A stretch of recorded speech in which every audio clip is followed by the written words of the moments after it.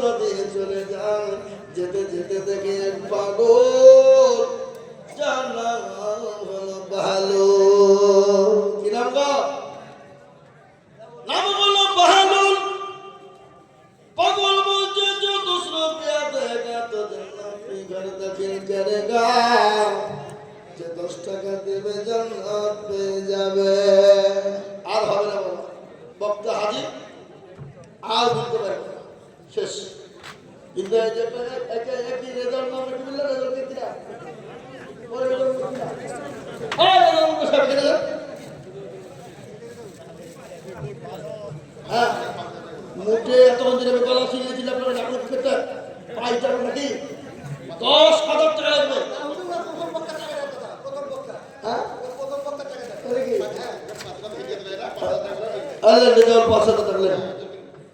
ঠিক আছে, মাশাআল্লাহ। যা হোক, আল্লাহ আমাদের কবুল করুন, আল্লাহ আমাদের ধন সম্পদ বাড়িয়ে দিক, হায়াত দারাজ করুন। ভাই, আপনাদের সামনে অনেকক্ষণ দীর্ঘ অনেকক্ষণ ধরে বললাম, অনেকেই হয়তো ব্যথাদায়ক কষ্টদায়ক পেতে পারে, তো নিজের ভাই ছেলে হিসেবে ক্ষমা করবেন।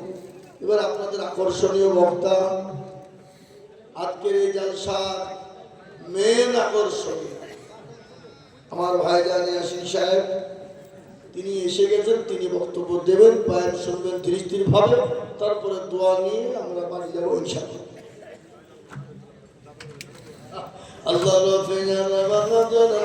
ছিল আরো দোয়া করে আমি বেঁধে তোমার ক্ষমা করে দিও তুমি জিন্দগি ভাই। আসসালামু আলাইকুম ওয়া রাহমাতুল্লাহি ওয়া বারাকাতুহু।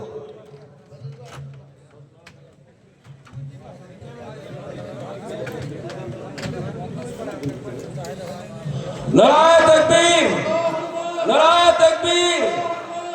जनाब कारी यासिन साहेब, जनाब कारी यासिन साहेब, जहां আমাদের আজকে প্রধান বক্তা সাহেবকে ব্যাস পরিবর্তন করে নিচ্ছেন আমাদের মাদ্রাসার সভা সেক্রেটারি রেজাউল করিম বিশ্বাস।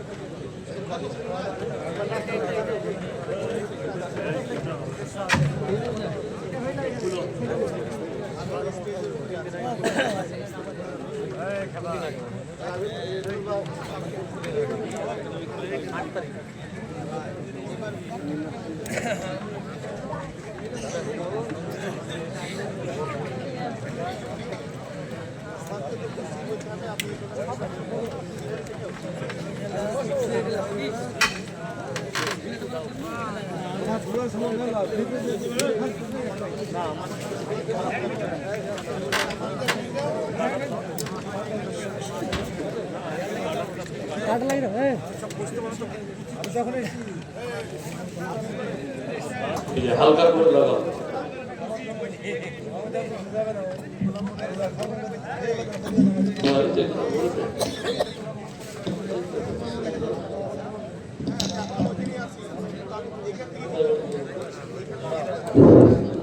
ভাই আলহামদুলিল্লাহ, আপনারা অনেক চাঁদা দিয়েছেন, টাকা পয়সা দিয়েছেন।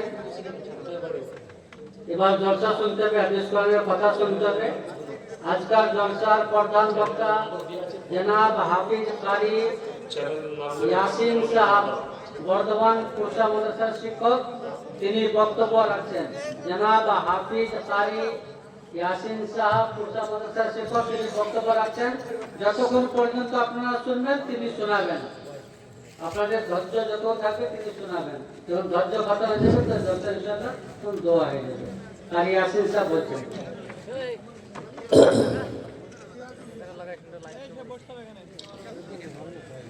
अस्सलामु अलैकुम।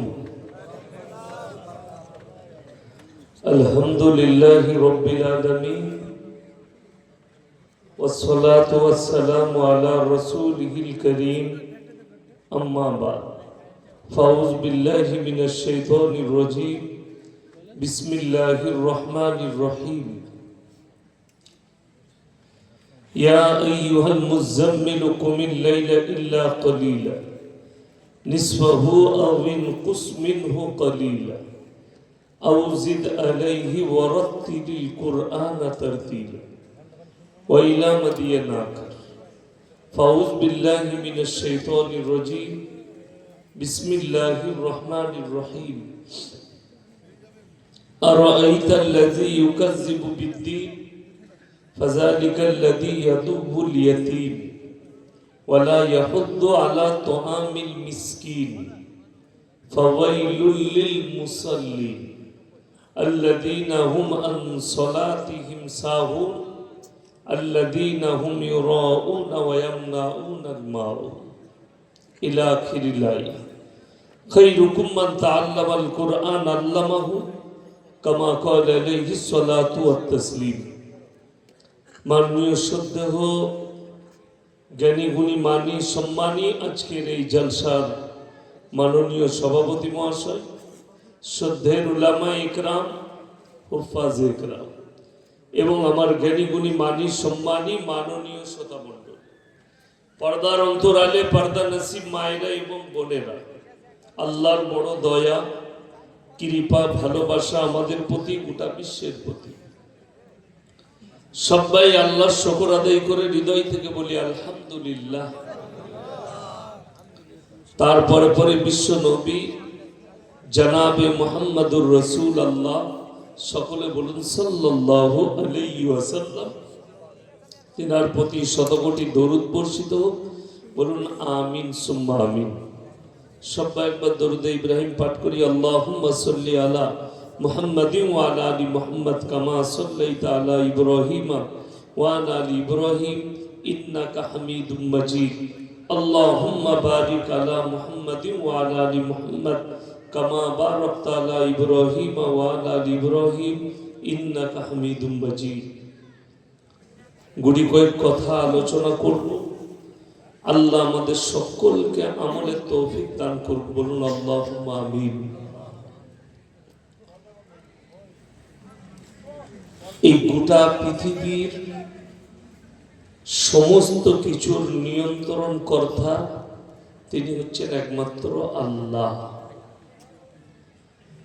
পৃথিবীতে একটা মানুষ কেউ শক্তিশালী নয়। আল্লাহ কোরআনে মানুষের জন্য একটা সুন্দর শব্দ ব্যবহার করেছে, এই জন্যই যে কোন মানুষ যেন গর্ব করে অহংকার করে এটা না বলতে পারে যে আমার থেকে শক্তিশালী বুদ্ধিমতী বুদ্ধিমান পৃথিবীতে কেউ নেই। এটা অনেকজন বলে আমি খুব বুদ্ধিমান, বলে না? অনেকজন বলে আমার মেয়ে খুব বুদ্ধিজীবী, আমার বাপ বিরাট বুদ্ধিমান। কোরআনে আছে ইন্নাল ইনসানা খুলিকা হালুয়া, আমি মানুষকে অসহায় আর দুর্বল সৃষ্টি করেছি। ফিরাউন বলেছিল আনা রাব্বুকুমুল আলা, আমি সর্বশ্রেষ্ঠ এবং আমি তোমাদের রব, আমি সব। পৃথিবীতে আল্লাহ আবার কে আছে? সৃষ্টিকর্তা আবার কে? এই ভাষা ছিল ফিরাউনের। ফিরাউন আছে না ধ্বংস হয়েছে? কথা বলে, ধ্বংস হয়েছে। পৃথিবীতে যতগুলো জালিম এসছে, জালিম বাদশা, আল্লাহ সকলকে বেজ্জতির সঙ্গে মৃত্যু দিয়েছে, দিয়েছে না? যতজন জালিম হয়েছে পৃথিবীতে, যে সমস্ত রাষ্ট্র নেতারা, রাজারা, বাদশারা যারা জালিম হয়েছে, আল্লাহ তাদেরকে বেজ্জতি করেছেন। ইজ্জত আর জিল্লাতের মালিককে আল্লাহ। ওয়াতু ইজ্জু মান তাশা ওয়াতু দিল্লু মান তাশা বিয়াদিকাল খায়র ইন্নাকা আলা কুল্লি শাইইন কদির। এখন কোরআনে অনেক কথা আছে, কিছু শিক্ষিত লোক বলবেন ফিরাউনের কথা, নমরুদের কথা, ইতিহাসে কিছু রাজা বাদশার কথা আছে। বর্তমানে 2024 থেকে 25 সাল পর্যন্ত পৃথিবী, এই বর্তমানে যারা জীবিত আছে আমাদের জেনারেশন, তারা দেখলো গোটা পৃথিবীতে 4টা জালিম বাদশাকে আল্লাহ কিভাবে ক্ষমতাচ্যুত করেছেন এবং বেইজ্জতি করেছেন। কটা বললাম? 4টা। 1 নম্বর হচ্ছে শ্রীলঙ্কা। শ্রীলঙ্কার যে রাজা ছিল, যে মন্ত্রী ছিল, তারা আন্ডার প্যান্ট পরে রাস্তায় ছুটছিল, তাদের পাছায় সাধারণ লোক বাড়ি মারছিল। ঠিক বললাম না ভুল বললাম? তাদের বাড়িতে অগ্নি সংযোগ করা হয়েছে। মন্ত্রীদের, এমএলএ এমপিদের, যারা দেশ চালাতো তাদের বিভিন্ন রকম যারা জালিম ছিল জুলুম করেছে। দেশ ছাড়া সেনারা দেশটাকে কন্ট্রোল করেছে। নাম্বার 2, রাজহাঁসের মাংস, ইলিশ মাছের পাতুরি, ভেটকি মাছ, গোলদা চিংড়ি, দেশি মুরগি, বিভিন্ন রকম খাবার, বাবুর্চি কিচেনের রেডি, ডাইনিং টেবিলে প্লেটগুলো মুছে উবুর করা আছে, খেতে বসবেন খালি গোসলটা করে।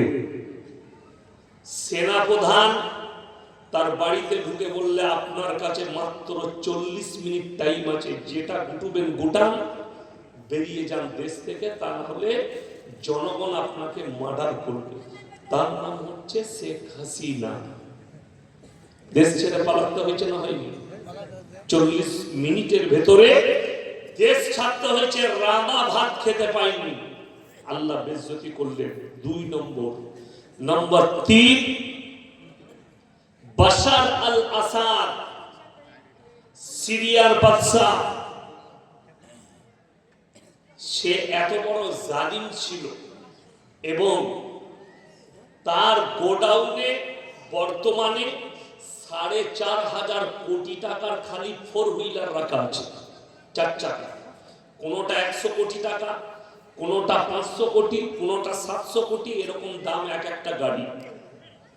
রলস রয় একটা কোম্পানি আছে, সেই কোম্পানির পৃথিবীতে কোনো শোরুম নাই। শুনে যান যারা আছেন, যারা গাড়ি চাপছেন, 4 চাকা আমরা যারা চাপছি, রলস রয়ের কোনো শোরুম নেই। মালিক অর্ডার করে তবে তারা গাড়ি তৈরি করে, মালিকের কথা মতন তার মতনই মডিফাই করে। মিনিমাম 900 কোটি টাকা দিয়ে বাশার আল আসাদ একটা গাড়ি তৈরি করেছিল, রলস রয়। এরকম গাড়ি তার গোডাউনে রাখা আছে। দেশ ছেড়ে পালাতে হয়েছে তাকে, বিদ্রোহীরা তাকে ঘিরে ফেলেছে, হেলিকপ্টার নিয়ে পালিয়েছে। কোথায় লুকিয়ে আছে আজও পৃথিবীর কেউ জানে না, একমাত্র সেই জানে, আর আল্লাহ জানে সে মাল কোথায় লুকিয়ে আছে। ক্ষমতাচ্যুত আল্লাহ বলেন 3 জন। কিছুদিন আগে আমরা দেখলাম 2025 সাল চলতে চলতে নেপাল, দেখেছেন না? নেপালের সরকার ক্ষমতাচ্যুত একজন পানিতে নেমে গেছে, নদীতে, তার পাছায় বাড়ি মারছে, পালাবার রাস্তা পাচ্ছে না জনগণ। তার নাম আল্লাহ।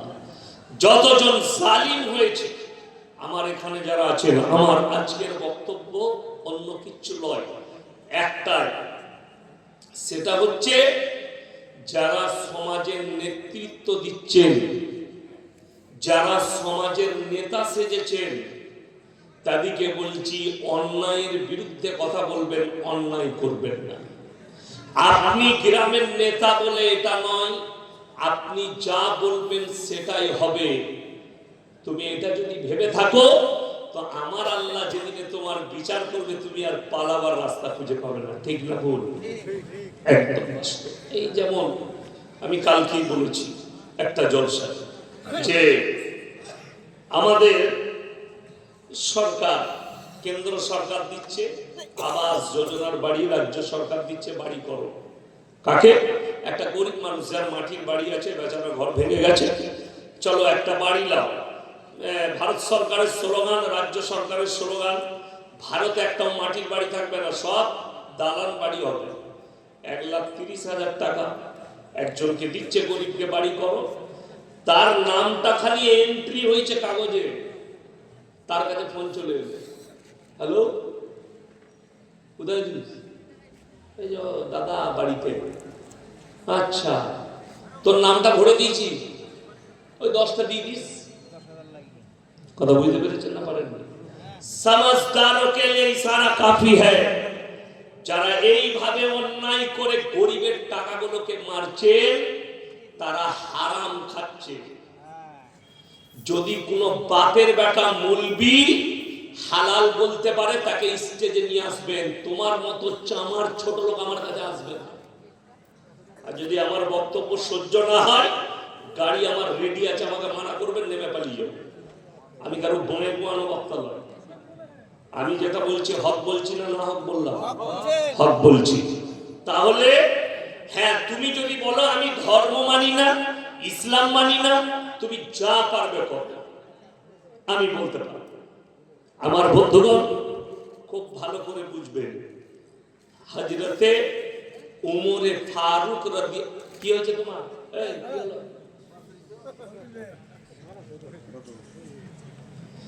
হযরতে উমরে ফারুক রাদিয়াল্লাহু তাআলা আনহু, তিনি যেভাবে জীবন যাপন করেছেন এবং রাজত্ব চালিয়েছেন, পৃথিবীর বুকে ওনার জাওয়ানায় গোটা পৃথিবীতে হলচল মেচে গিয়েছিল যে আরবের এমন একজন বাদশা, রাষ্ট্রনেতা, যিনি ন্যায়পরায়ণ এবং ইমানদার, সেইভাবে তিনি দেশ পরিচালনা করছেন। গোটা পৃথিবীতে হালচাল পড়ে গেছে। এই ক বছর আগে দিল্লির পার্লামেন্টে দাঁড়িয়ে, তিনার নাম হচ্ছে দিল্লির প্রাক্তন মুখ্যমন্ত্রী অরবিন্দ কেজরিওয়াল, তিনি বলেছিলেন ভারতের যত নেতা মন্ত্রী আছে, এরা যদি হযরতে উমরের মতো জীবন যাপন করে, একটাও গরিব আর গরিব থাকবে না, একটাও অসহায় আর অসহায় থাকবে না, একটাও অত্যাচারী আর অত্যাচারী হবে না। যেটা বলুন সুবহানাল্লাহ। কার কথা বলেছেন? হযরতে উমর রাদিয়াল্লাহু তাআলা আমিরুল মুমিনিন। তিনার কাছে বিচার এসছে নিজের সন্তানের, বললে আমার বেটাকে বেঁধে দাও। হে আমিরুল মুমিনিন, এটা তো আপনার সন্তান। হযরতে উমর বললেন, আজকে যদি একে ছেড়ে দাও, এর নেতার বেটা মনে করে এক থেকে বড় অন্যায় করবে। ইসলামী শরিয়ায় যে বিচার আছে, বিচার করো, একে কুড়া মারো। জোরে বলুন সুবহানাল্লাহ। বাদশা নিজের বেটাকে ছাড়েনি। বড় কষ্ট লাগে, দুঃখ লাগে। আমাদের দেশের বিচার ব্যবস্থাটাই আলাদা। গাঢ় দুধে চা খাই দিলে বিচার পাল্টে যায়, 500 টাকার লোট গুঁজে দিলে বিচার উল্টিয়ে যায়। ঠিক বললাম না ভুল বললাম? যদি কেউ ন্যায় বিচার করেন তো আলহামদুলিল্লাহ, আপনি তো হযরত উমরের লাইনে চলছেন। আর যার গায়ে লাগবে সে মাল কিন্তু ওই রকমই চোর। আমার কথা যার গায়ে লাগবে সে ওই রকমই চোর। না যে তুমি ইমানদার হলে তোমার গায়ে লাগবে, লাগবে না। তুমি ইমানদার নেতা, তোমার গায়ে লাগবে কেন? লাগার প্রয়োজন নাই, তুমি ইমানদার। কিন্তু আমি যার কথা বলছি, আজকে বলুন, আপনাকে বলে দিই, এই জেলাটা নদিয়া, থানাটা মনে হয় থানার পাড়া নাকি? থানার পাড়া থানা। খুব ভালো করে শুনবেন। আমি ঝাড়খণ্ডের ধানবাদের কাছে একটা জায়গায় জলসা করতে গিয়েছিলাম। গ্রাম, থানাটা হচ্ছে চন্দনকিয়ারি, গ্রামটার নাম হচ্ছে আপনার নডিহা। তারা বেশিরভাগ হিন্দি কথা বলে, এই ঝাড়খণ্ড মানে হিন্দি। আর আলেম উলামা কয়েক হাজার আলেম আছে, 1000-এর বেশি, 1-1500 আলেম হাফেজ আছে গ্রামটায়। বড় গ্রাম। বিকেল 4টায় আমি পৌঁছে গেছি, রাত 2টো পর্যন্ত ছিলাম। বিশ্বাস করুন, আল্লাহর কসম, রাস্তায় আমি একটা 10 বছরের বাচ্চা মেয়েকেও দেখতে পাইনি। বললাম 10 বছরের একটা বাচ্চা মেয়েকেও দেখতে পাইনি। আর স্টেজে তাদের বসার ব্যবস্থাও নেই, বাড়ি থেকে শুনবে জলসা।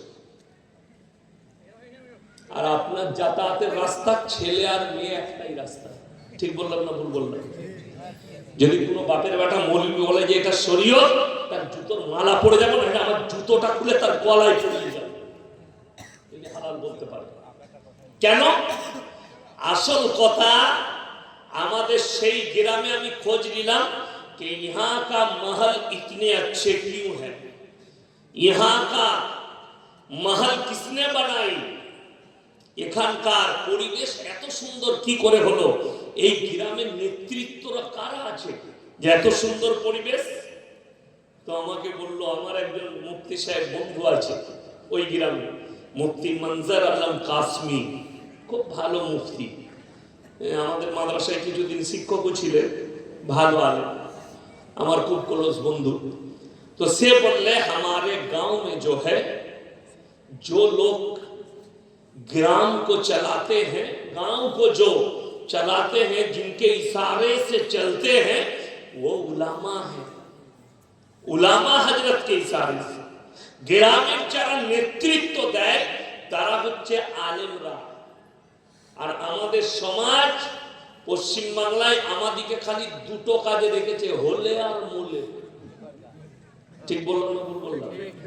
হয়েছে হুজুর কানে আজান দিতে হবে, মরেছে জানাজা পড়াতে হবে বলে, বাকি সব তো আমরা আছি।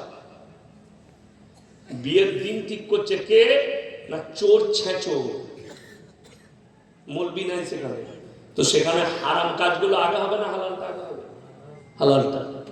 আপনি যাকে নেতৃত্ব ঠিক করেছেন যে আপনার গ্রাম পরিচালনা করবে, সে জিনাখোর, মাতাল, চোর, চুরি করে খায়, লোকের মেরে নেয়, তাকে আপনি নেতৃত্ব ঠিক করে ইমানদারের সঙ্গে বলুন তো, মসজিদের ইমাম কেউ চোর রাখবে? কথা বলে না? ইমামকে কেউ চোর ইমাম রাখবে? ইমাম মাতাল রাখবে? রাখবে না। আপনি ইমামের সময় এলাকার মানুষকে ডেকে বলছে, হুজুর একবার আসবেন তো, আমাদের মসজিদে ইন্টারভিউ আছে, ইমাম রাখবো, কোথা থেকে পাস করেছে, কিরকম মৌলবি, বক্তব্য কেমন, শুনেন না? শুনেন না? আর শুনে না মানুষ? জুম্মার দিনে বক্তব্য দেন, নামাজটা পড়া, গলাটা খুব ভালো, পড়াটা ভালো, হুজুর বক্তব্য ভালো দিয়েছে, তাহলে এনাকে ইমাম রাখো। আল্লাহ, ইমাম রাখার বেলায় ন্যাজ তুলে দেখে নেবেন মালটা হেলে না সাম। কথা বলতে পারেন? আর নেতা ঠিক করার বেলায় চোর, মাতাল, গাঁজাখোর, জিনাখোর, তো সে কি করে তোমার সমাজের উন্নতি করবে? কথা বুঝাতে পারলাম? আমি কারোর বিপক্ষে নয়, আমি আপনাদেরকে আজকে বলে যাচ্ছি। মিশরের বাদশা যখন খবর পেল গোটা পৃথিবীতে আলোচনা চলছে হযরতে উমরের, তিনি সফর করে এলেন, সৈন্য নিয়ে কিছু সফর করলেন। উমরকে এসে বললেন, ওমর, গোটা পৃথিবীতে তোমার নামের রমরমা চলছে যে একজন হক্কানি বাদশা এবং নেতৃত্ব আছে, সে হচ্ছে হযরতে উমর। তুমি কিভাবে তোমার দেশ পরিচালনা করো? হযরতে উমর বললেন, আমার বাড়িতে একদিন দাওয়াত খেতে হবে। জোরে বলুন সুবহানাল্লাহ। কি দিলেন? দাওয়াত। বলে আজকে খাবো? বলে ঠিক আছে।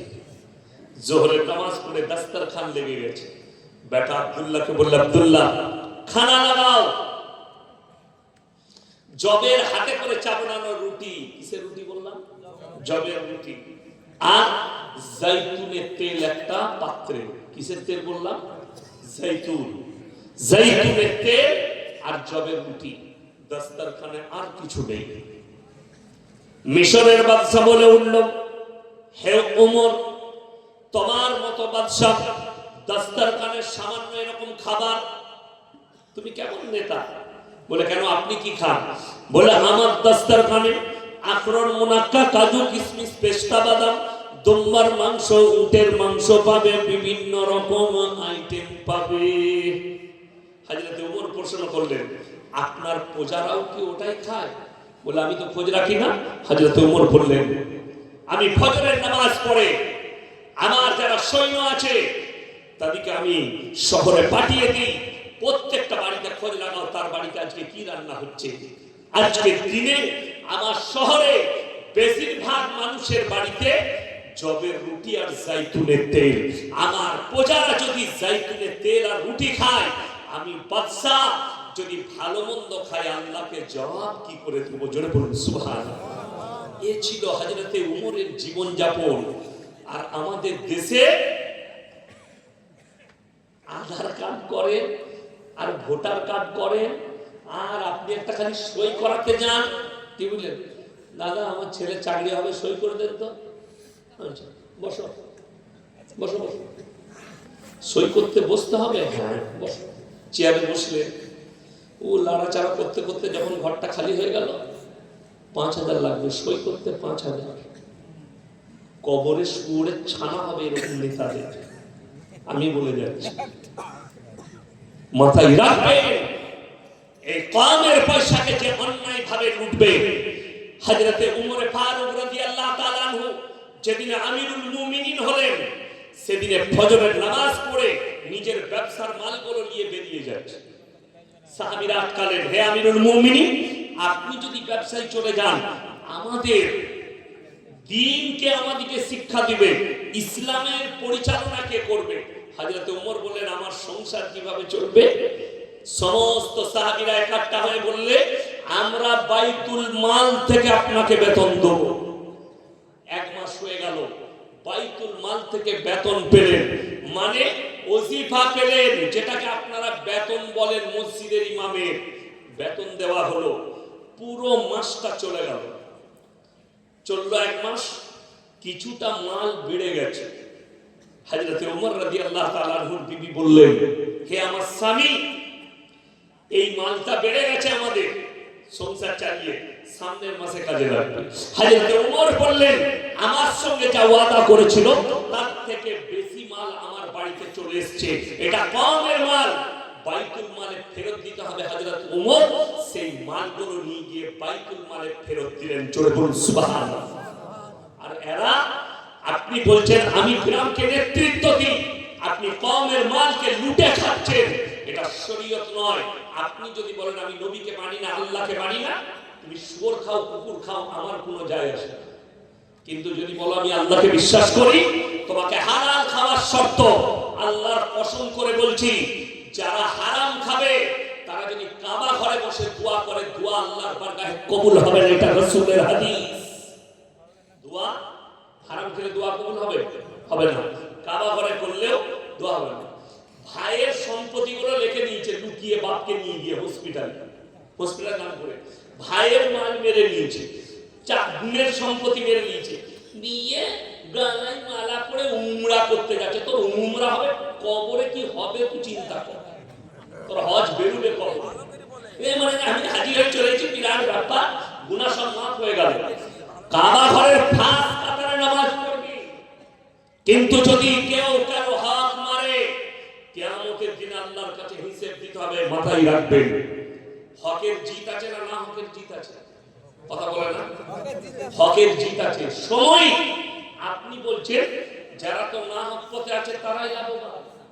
দেখবেন সুদখোর দিকে দেখে যারা সুদ খায় না তারা আমাদেরকে কি বলে জানেন? হুজুর, সুদখোররাই তো ভালো আছে। বলে না, বলে না? ভালো আছে সময়ে। আচ্ছা বলুন তো, ফিরাউনের কাছে সম্পত্তি কম ছিল? কথা বলে না? আচ্ছা, ফিরাউনের শেষ পরিণতি কি হয়েছিল আপনারা জানেন? বেজ্জতি, আল্লাহ পানিতে ডুবিয়ে মারলেন। নমরুদ, কারুন, সাদ্দাত, যত বড় পৃথিবীর জালিম বাদশা আছে, তাদের অবস্থাটা কি যে তাদের কাছে মাল কম ছিল? একটা দিন মাথায় রাখবেন, একটা ইজ্জত আল্লাহর তরফ থেকে। কার তরফ থেকে বললাম? আল্লাহর তরফ থেকে। মানুষটাকে ভালোবাসি, মানুষটা ভালো কাজ করে, আল্লাহ ওনার হায়াতে বরকত দেয়। কোন মানুষের জন্য অনেকজন দোয়া করে না, করে না? আর একটা হচ্ছে জুলুমের ভয়। কিসের ভয় বললাম? জুলুমের ভয়। আমি যদি এর বিরুদ্ধে বলি, এ আমার উপরে জুলুম করবে, অর্থাৎ সামনে কিছু বলে না, সামনে হাততালিটাও দিয়ে দেয়, পেছনে বলে শালা হারামির বাচ্চা। ঠিক বললাম না ভুল বললাম?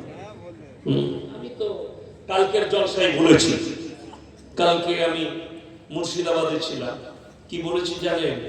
যে আপনার থানার পাড়া বাজারে একটা বাচ্চা ছেলে, এতিম, মা নেই, বাপ অন্য বিয়ে করেছে, রাস্তায় বাজারে লোকের কাছে হাত পেতে খায়, টাকা পায়নি, একজনের পকেটে হাত মেরেছে, পকেট মারার জন্য 10টি টাকা বার করেছে, খাবে বলে পেটের জন্য ভোগ লেগেছে, পয়সা নেই, তাকে ধরা পড়েছে, তাকে গাছে বেঁধে সমাজের লোক পিটাচ্ছে, এটা চোর।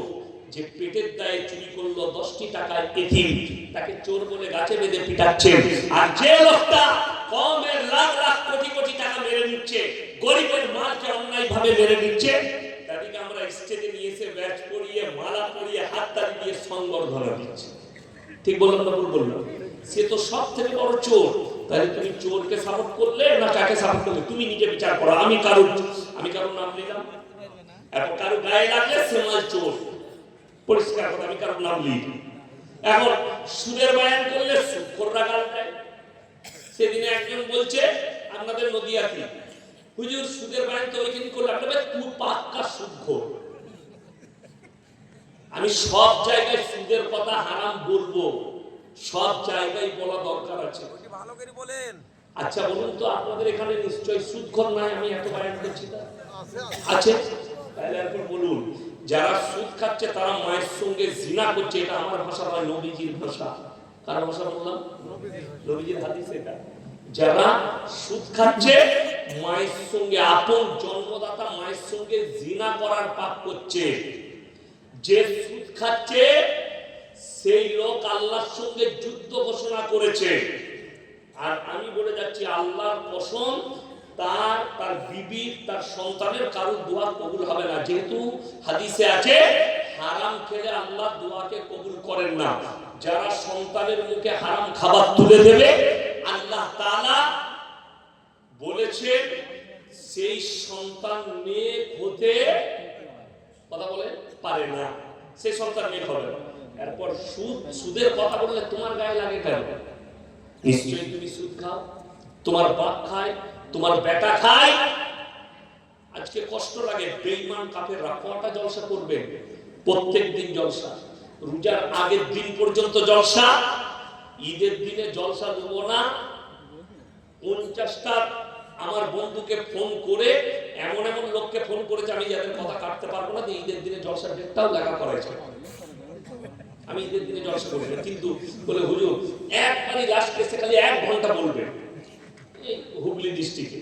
আমি বললাম আমি কিন্তু পরিবারের কাছে সময় দেব, এর সার পরে বের হলো না, তোমার কাছে পৌঁছাতে যতক্ষণ লাগবে তারপর 1 ঘন্টা বলবো। তবে ডেটটা দিয়েছি, দিয়ে ওই দিকে আবার 1 মাস খালি নেয়, ডেট বুক হয়েই যাচ্ছে। তো এইরকম রোজ জলসা, রোজ প্রোগ্রাম, প্রতি জুম্মায় মসজিদে খুতবা, ঠিক বললাম না ভুল বললাম? ইমাম বয়ান করে না, প্রতি শুক্রবার করছে। তারপরও আমরা আমাদের সমাজকে পরিবর্তন করতে পারলাম না। বেঈমানরা জানেন সামান্য একটা কুলু দিয়ে কতটা কামিয়াবি লাভ করেছে। কি করে? আপনাদের এখানে নিশ্চয় এই এলাকায়, থানার পাড়া এলাকায় মুসলমানদের কাছে বন্ধন লোন, গ্রুপ লোন নাই, কথা বলেন? আচ্ছা, ওটা জায়েজ না না জায়েজ? হারাম না হারাম? হারাম। সুদ বানিয়ে হারাম, সুদ বানিয়ে হারাম। আর মুসলমান নারীরা এই চক্করে ফেঁসেছে, ফাঁসিয়েছে কে? বেঈমান আর কাফের। এরা ওই জায়গায় লিপ্ত হয়ে গেছে, আপনি রুখতে পারেন কেন? আমার যারা বাপের বয়সী আছেন, ইমানদারির সঙ্গে বলবেন। আমি আমার আব্বাজির মুখ থেকে শুনেছি যে আমরা যখন ছোট ছিলাম, ভাদ্র আশ্বিন মাসে লোকের ঘরে ভাত রান্না হতো না। ঠিক বললাম না ভুল বললাম? ভাদ্র আশ্বিন মাসে ভাত রান্না হতো না। তুমি ওইখানে বসে গেলে এইখানে এসে আমার পাশে, আমি একা মার খাবো, তুমি খাবো। আমার এলাকায় দীর্ঘদিন ছিল, কাছের মানুষ বসলে গেলে তো যাচ্ছে, অভাব গেছে, মানুষ কিন্তু সুদের উপরে পয়সা দেয়। আর এখন পাশের ঘরের লোকের টিভি আছে, এ পর্দায় ই যাচ্ছে না, বলে পর্দাওয়ালা কে আছে, কে আছে? ও লাঠি মেরে উল্টে দিয়েছে, বুঝছেন? ও থাক, আগুন লাগুন, বুঝছেন? ও পা দিয়ে মেরে উল্টে দিয়েছে, বুঝছেন? হ্যাঁ, তুমি যাও না, তোমার যাই হোক, আমি যেটা বুঝাতে চাইছি, পাশের ঘরে টিভি আছে, আমার ঘরেও টিভি লাগবে, টিভি কিনবে কি করে? বলছে গ্রুপ লোন নিয়ে নিন। যা বুঝে পাবে গ্রুপ লোন। আর আপনাকে দেখিয়ে দেবো, আমি জলসা করে যাই, ফজরের পরে একটু রেস্ট নিই, ঘুমাচ্ছি, আমার গিন্নি আমার গায়ে হাত দিয়ে বলছে, ঘুমটা ভেঙেছে? কি হলো? বলছে অমুক দাদি এসছে। কি হয়েছে? ওষুধ কিনবে, পয়সা চাইছে। আমার পকেটে আছে, যা দিবে দিয়ে দাও। সে 200 টাকা চাইছে, দিয়েছে তাকে 200 টাকা, নিয়ে চলে গেছে। পরের মাসে আবার এসছে, আবার ওষুধের পয়সা দিদাম, পকেটে আছে, নিয়ে চলে গেছে। আমার এক বন্ধুকে বললাম যে দেখিস, অমুক জন আছে না, তার ওষুধ লাগে প্রতি মাসে 1500 টাকা, আমি কিছু করে দিই, তো তুই পারলে দিবি। আমাকে বলছে, কে বললো তোমাকে? সে তো জানে, আমার গিন্নিকে বলেছে। না না, ও আপনা পাবে, ওষুধ তার লাগে না, সুস্থ লোক। তবে বলে ওই যে নিচে গ্রুপ লোন নিচে, সুদের টাকা দেয়। আমার টাকা সুদ পিটুচ্ছে, কত বড় আস্পর্ধা বলুন তো। আর আমাকে বলছে পরের মাসে এসছে। আমি বললাম, দাদি তোমার কত টাকার ওষুধ লাগে মা? বলছে বাবা 1400-1500 টাকা লাগে। তুমি কাগজটা নিয়ে আসবে, গোটা ওষুধটা আমি প্রতি মাসে কিনে দেবো, যা লাগবে। সে নয় যে গেইছে, আজও আসে না, 6 মাস হয়ে গেল। কেন বলুন তো? ধরা পড়ে গেছে, জেনে গেছি। আশ্চর্য লাগে, সুদ মেটাচ্ছে গরিব মানুষ। অথচ আপনাকে মোবাইলে দেখি দেবো, মোবাইলে পাবেন গ্রুপ লোনের পয়সা নিতে আসে একজন, সুদের পয়সা নিতে আসে বাড়ি বাড়ি, ব্যাংকের লোক নিতে এসে একজন আর সুদ মিটাতে পারে না, যখনই আসে সে বাইক নিয়ে পালিয়ে যায় গ্রাম থেকে। তো তার বউয়ের কাছে চা খেয়ে যায়, এই করতে করতে তার বউকে নিয়ে পালিয়ে গেছে। টাকা দিবি না, তোর বউকেই নিয়ে যায়। বাস্তব বলছি, মোবাইল খুললে দেখতে পাবেন ফেসবুকে দ্বন্দ্ব হয়েছে। কেন? আল্লাহ কসম খেয়ে বলছি, তুমি তোমার বিবিকে বেপর্দা করেছো, রাস্তায় তুলে দিয়েছো। দায়ুস কোনদিন জান্নাতে যাবে না। দায়ুস হচ্ছে সে নিজের বিটিকে, বোনকে আর বিবিকে বেপর্দা করে রাস্তায় বার করে। আজকে কষ্ট লাগে। জলসা হচ্ছে মাদ্রাসা, মসজিদে, মুর্শিদাবাদ, নদিয়া, মালদায়, দিনাজপুরে মেলা না বসালে জলসা হবে না। কি একটা টেন্ডেন্সি তৈরি হয়েছে নদিয়া, মুর্শিদাবাদের লোকে, যে জলসা মানে মেলা বসাতে হবে। কে বলল আপনাকে? যদি কোনো মাদ্রাসা কমিটি বলে জলসায় মেলা না বসালে জলসা করা যাবে না, এরকম মাদ্রাসা রাকাত থেকে তালা মেরে দিবেন, না রাখা অনেক ভালো। কেউ যদি বলে মসজিদে জলসা করতে গেলে আগে মেলা বসাতে হবে, ওই রকম মসজিদ রাকাত থেকে তালা মেরে দিবেন, অনেক লাভ হবে। তার মানে কি? অনেকজন বলছে, আমি দেখলাম কমেন্টে বলেছে যে দোকানিরা তো ব্যবসা করে খাচ্ছে। কে বললে ব্যবসা করতে পাবে না? কে বললে দোকান বসাতে পাবে না? আমি বলিনি, আমি দোকানের কথা বলিনি। আমার বলার উদ্দেশ্য, ছেলে মেয়ে যেখানে এক কাছে হবে হারাম। বলবেন হুজুর থানার পাড়া বাজারেও তো মেয়েরা বাজার করতে যায়, ওটা তোর প্রবলেম, ওটা শরীয়তের প্রবলেম না। যদি কোনো বাপের বেটা মৌলবি বলতে পারে যে মেয়েরা বাজার করতে যাবে, মেয়েরা শাড়ি কিনতে যাবে, তার জুতোর মালা পরাবো না, এসে হারাম করকে জুতোর মালা পরাবো, যদি বাপের বেটা হয় স্টেজে নিয়ে আসে, যে বলে দিবে যে মেয়েরা বাজার করতে যেতে পাবে, মেয়েরা বাজারে ঘুরতে পাবে, আর হাদিসের একটা দলিল দেখাবে, আমি জুতোর মালা পরি ছাড়বো না, নিয়ে আসুন, মানে কানে ধরে গাড়িতে চাপিয়ে নিয়ে গিয়ে আমার মাদ্রাসায় ভর্তি করে তাকে আবার মৌলবি পড়াবো। তার পড়া হয়নি, ওটা তোমার প্রবলেম যে তোমার বউকে তুমি পর্দায় রাখতে পারোনি, বাজারে ঠেলে দিয়েছো। তোমার বিবিকে তুমি পর্দা করতে পারোনি, রাস্তায় ঠেলে দিয়েছো। এটা তোমার প্রবলেম, এটা ইসলামী শরিয়ার প্রবলেম নয়, এটা কোরআনের প্রবলেম নয়, এটা হাদিসের প্রবলেম নয়, এটা শরিয়তের প্রবলেম নয়, ওটা তোমার ব্যক্তিগত প্রবলেম। এটাই তো মুসলমান বুঝে না।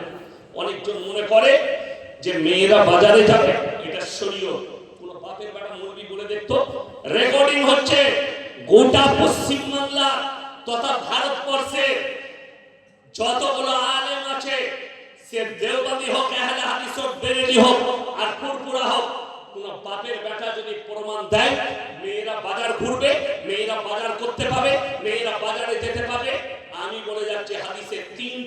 ছাড়া মেয়েরা বাড়ির বাইরে যাবে না। কটা বললাম?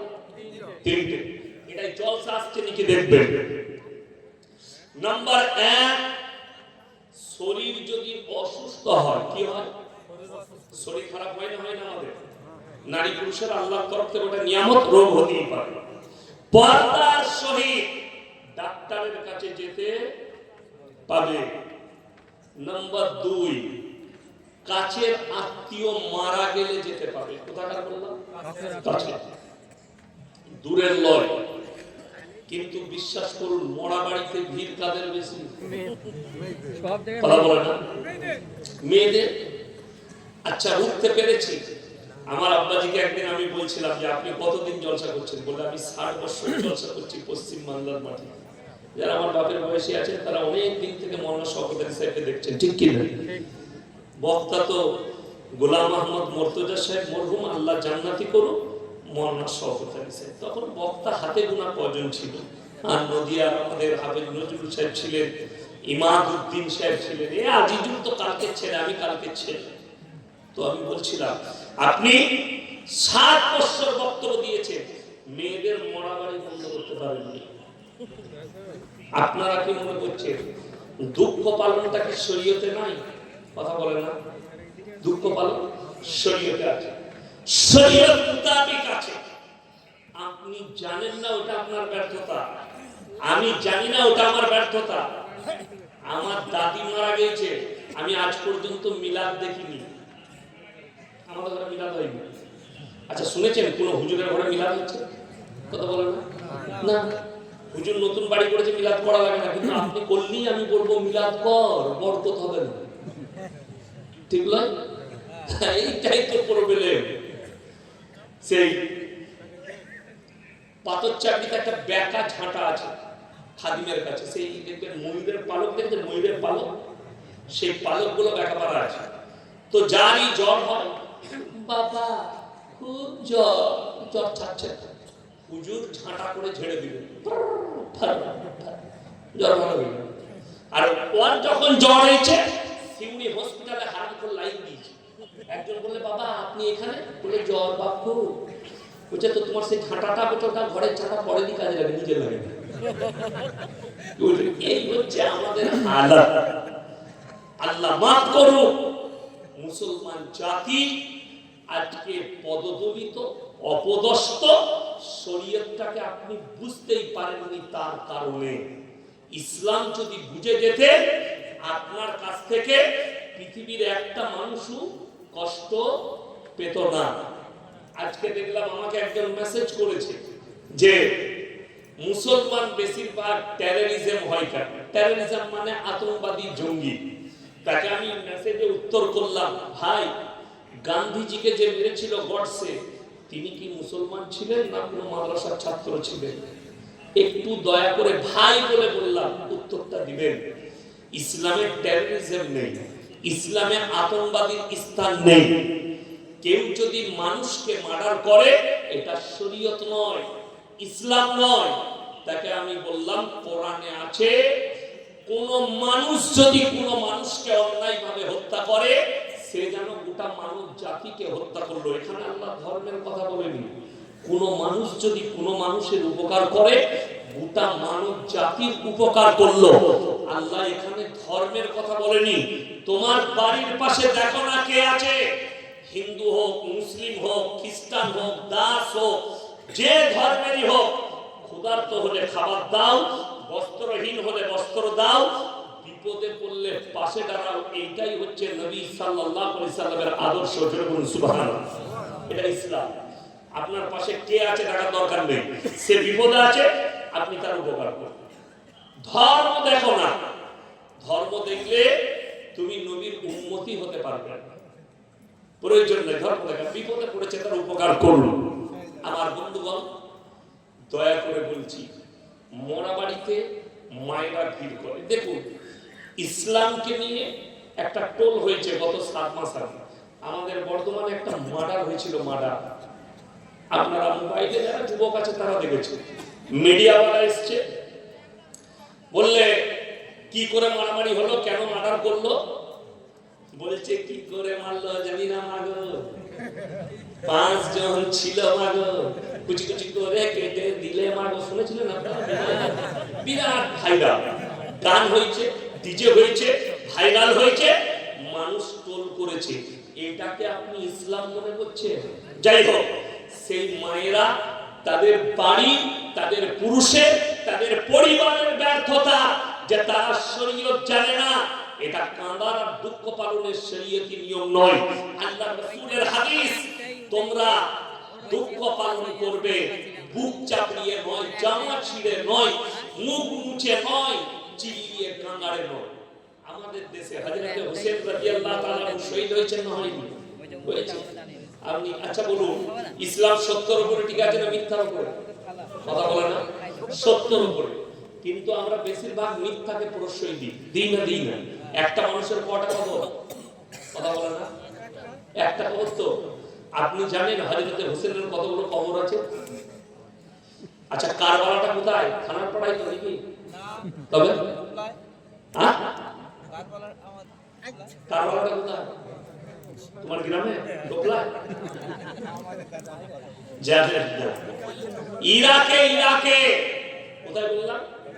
ইরাকে বাগদাদ, সেখানে শহীদ হয়েছেন হযরত হোসেন রাদিয়াল্লাহু তাআলা। তার মঞ্জিল মাটি হচ্ছে টোকলায়, তার মঞ্জিল মাটি হচ্ছে থানার পাড়ায়, তার মঞ্জিল মাটি হচ্ছে করিমপুরে, তার মঞ্জিল মাটি হচ্ছে পলাশীতে, তার মঞ্জিল মাটি বেলডাঙ্গায়, তার মঞ্জিল মাটি বহরমপুরে, তার মঞ্জিল মাটি কাঁদিতে, তার মঞ্জিল মাটি কুলি, তার মঞ্জিল মাটি কুটিসাঁকো, তার মঞ্জিল মাটি বর্ধমান, তার মঞ্জিল গোটা ভারত, বাংলাদেশ আর পাকিস্তান সব জায়গায় মঞ্জিল মাটি হচ্ছে। তাহলে একটা মানুষের কবর কটাতে মঞ্জিল মাটি করছিস? আমি বলবো তুমি বিচার করো, যদি একটা হয় এগুলো মিথ্যা। হাদিস মোতাবেক বুক চাপড়িয়ে না, অনেকজন হযরত হোসেনের জন্য বুক চাপড়ায় না, অনেকজন বুক চিড়ে, পিঠ চিড়ে, হারামের উপরে হারাম, এরা জাহান্নামের উত্তর অধিকারী হবে। যেহেতু এটা জানার পরেও যে রাসূল নিষেধ করেছেন, মেয়েরা যেভাবে চিল্লিয়ে কান্নাকাটি করে না, আপনার চোখ দিয়ে পানি পড়বে, আপনার জুবান দিয়ে কি বেরোবে? আল্লাহ, তুমি আমার আব্বাকে তুলে নিয়েছো, এটা তোমার নিয়ামত, আমার কষ্ট হচ্ছে, তুমি আমাকে সবরে জমিল দান করো। কি দান করো? সবরে জমিল। আল্লাহ, আমার মেয়ে চলে গেছে, আমার কষ্ট হচ্ছে, আমার কলিজার টুকরা মেয়ে, আল্লাহ তুমি আমাকে সবরে জমিল দান করো। অবাক হবে, আমি তখন তালবি, আমার দাদি মারা গেছে, দাদির মুখটা একটু মনে আছে আমার, দাদি খুব ভালোবাসে। তো আমি মাদ্রাসায় সকালবেলায় গেলাম, প্রচুর ভিড়, কাদের? মেয়েদের, রোগা যাচ্ছে। আমার আব্বার গাদা খালাইতো বোন, গাদা আত্মীয় সব হাজির। আমার মা আমাকে ডাকলো, আয় দাদির মুখটা একবার দেখ। আমি গিয়ে দেখলাম, তারপরে সাইডে মেয়েদের বিরাট, তো আমরা চান্স পাবো না, মেয়েরাই ঘিরে রেখেছে। তো এত কাঁদা কাঁদছে কয়েকজন, আমি মনে মনে চিন্তা করলাম, আল্লাহ, অতি ভক্তি চোরের লক্ষ্য। অতি ভক্তি কার লক্ষ্য? চোরের লক্ষ্য। এত কাঁদছে, তাহলে আমার ফুপুদের থেকে কি এদের দরদ বেশি আমার দাদির প্রতি? এত কাঁদছে, তাহলে এদের সাথে কিরকম মহব্বত ছিল? সে কাঁদতে কাঁদতে যখন ভিড় একটু বেশি হয়েছে, ও কাঁদা সুরেতেই বলছে, আমার জুতোটা সরিয়ে রাখ, নাইলে কেউ নিয়ে পালিয়ে যাবে। আমার হাতের জুতো মনে আছে। আচ্ছা, দুঃখই কারো কিছু মনে থাকে, কিন্তু আর জুতো মনে আছে, তাহলে দুঃখটা কারো? দুঃখটা হয় কারোর যদি গরমের দিনে বেশি শরবত খাবার মন যায় কোনো মেয়ে, অন্য মেয়েরা বলতে দিলে শরবত দিলেও মরে যাবে, যত খেতে পারিস। ও তো কাঁদতে যায় না, মাংস ভাত খেতে গেছে।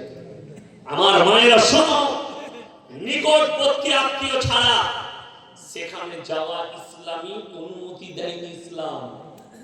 নাম্বার 3, হজ ফরজ হলে হজ করতে যাবে, বাজারে যাওয়াটা নাই, বাজার ঘোরাটা নাই, শপিং মলটা নাই, পার্কটা নেই, হোটেলটা নেই। আপনারা কি মনে করছেন?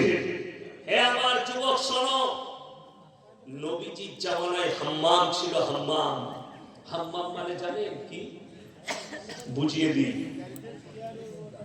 বড় বড় দামি দামি লোক এখন কোন হোটেলে যায়? যাদের কোটিপতি 5 স্টার হোটেলে। কোথায় যায়? 5 স্টার হোটেলে। সেখানে বার আছে, টেবিলে মদ ঢেলে দেয়, ম্যান্টো নারীরা, অর্ধউলঙ্গ নারীরা মদ ঢালে, তাদের উপরে টাকা ছুড়ে তারা এদের মুখের সামনে ড্যান্স করে। এটা নর্তকী বলা হয়। নবীজির জামানায় কি এটা ছিল না? ছিল। তার তাবদীল হচ্ছে 5 স্টার হোটেল। হাম্মামের পরিবর্তনের নাম হচ্ছে 5 স্টার হোটেল। নবীজির জামানায় বেঈমান কাফেররা বসে থাকতো চারিদিকে, আর মধ্যখানে ওইরকম নারীরা ড্যান্স করত আর মদ ঢালতো। মানুষ তাদের উপরে সেই সময় টাকা তুলত। সেটার নাম হাম্মাম। আজকে পরিবর্তন হয়েছে। হ্যাঁ আমার যুবক, ইসলামে একটা বড় চ্যাপ্টার আনা হয়েছে, কার? নারী মর্যাদার উপরে। ইসলামে নারীদের একটা মর্যাদা দেওয়া হয়েছে। আপনি আপনার বোনকে কতটা মর্যাদা দিলেন? আপনার বিটিকে কতটা মর্যাদা দিলেন? আপনার স্ত্রীকে কতটা মর্যাদা দিলেন? হাদিসে আছে রাসূল আকরাম সাল্লাল্লাহু আলাইহি সাল্লাম রাস্তা দিয়ে পেরিয়ে যাচ্ছেন এবং একটা কাফেরের মেয়ে, বেঈমানের মেয়ে, গায়ে কাপড় নেই, মাথায় কাপড় নেই। নবী সাল্লাল্লাহু আলাইহি সাল্লাম মাথার পাগড়িটা খুলে তার মাথায় তার গায়ে চাপিয়ে দিলেন। সাহাবীরা বললেন, ইয়া রাসূলুল্লাহ, এটা তো মুশরিকের বিটি। নবীজি ধমক দিলেন, হে আমার সাহাবীরা শোনো, আমি মেয়েদের মাথা ঢাকতে এসেছি, খুলতে আসিনি। জোরে বলুন সুবহানাল্লাহ। মেয়েদের মাথা ঢাকতে এসেছি, আমি খুলতে আসিনি। এটা নবীজি শিখালেন যে এটা শরিয়া। নারীকে ঢেকে দাও। ওয়াদরিব কুমুরিহিন্না আলা জুনুবিহিন। হে নারী, তুমি পর্দা নির্ধারিত করো, তোমরা কোনদিন ধর্ষিত হবে না, লাঞ্ছিত হবে না। কিয়ামতের মারাত্মক আলামতগুলো প্রকাশ পেতে শুরু করে দিয়েছে। আপনি রেডি হন, কিয়ামতের আলামত প্রকাশ পাচ্ছে। নাম্বার 1, কিয়ামতের মারাত্মক আলামত, সেটা হচ্ছে মসজিদ হচ্ছে কার ঘর? আল্লাহর ঘর। মসজিদের ভেতরে দুনিয়াদারির কথা হবে। কিসের কথা? দুনিয়াদারি। আচ্ছা, মসজিদ গাদা এখনো মসজিদ হচ্ছে না? হয়নি? অনেক জলসা হচ্ছে। গ্রামে মসজিদে জায়গা হচ্ছে না, আর একটা মসজিদ কর। মসজিদ হচ্ছে, কারণ মসজিদ হচ্ছে। আপনি জানেন হাদিসে আছে, মুসান্নাফ ইবনে আবু শাইবার হাদিস, মুসান্নাফ ইবনে আবু শাইবার 40 নম্বর হাদিস। নবীজি বললেন, হে আমার সাহাবীরা, কিয়ামতের পূর্বে মসজিদগুলো মুসল্লিতে ভরে যাবে। জোরে বলুন সুবহানাল্লাহ। যখন ইসলাম প্রতিষ্ঠিত হয়ে যাবে পৃথিবীর বুকে, মসজিদগুলো মুসল্লিতে ভরে যাবে। সাহাবীরা বললেন, ইয়া রাসূলুল্লাহ, এই মুসল্লিগুলো কেমন হবে? নবীজি বললেন, তারা হবে সুদখোর মুসল্লি, হারামখোর মুসল্লি। ইমানদার কেউ থাকবে না, কিন্তু মাথা সবাই থাকবে। লটারি বালা নামাজ পড়তে যায় না? যায় না? কথা বলে না? সুদখোর মসজিদে যায় না? যায় না? মদের ব্যবসায়ী মসজিদে যায় না? যায় না? মসজিদে সবাই যাচ্ছে।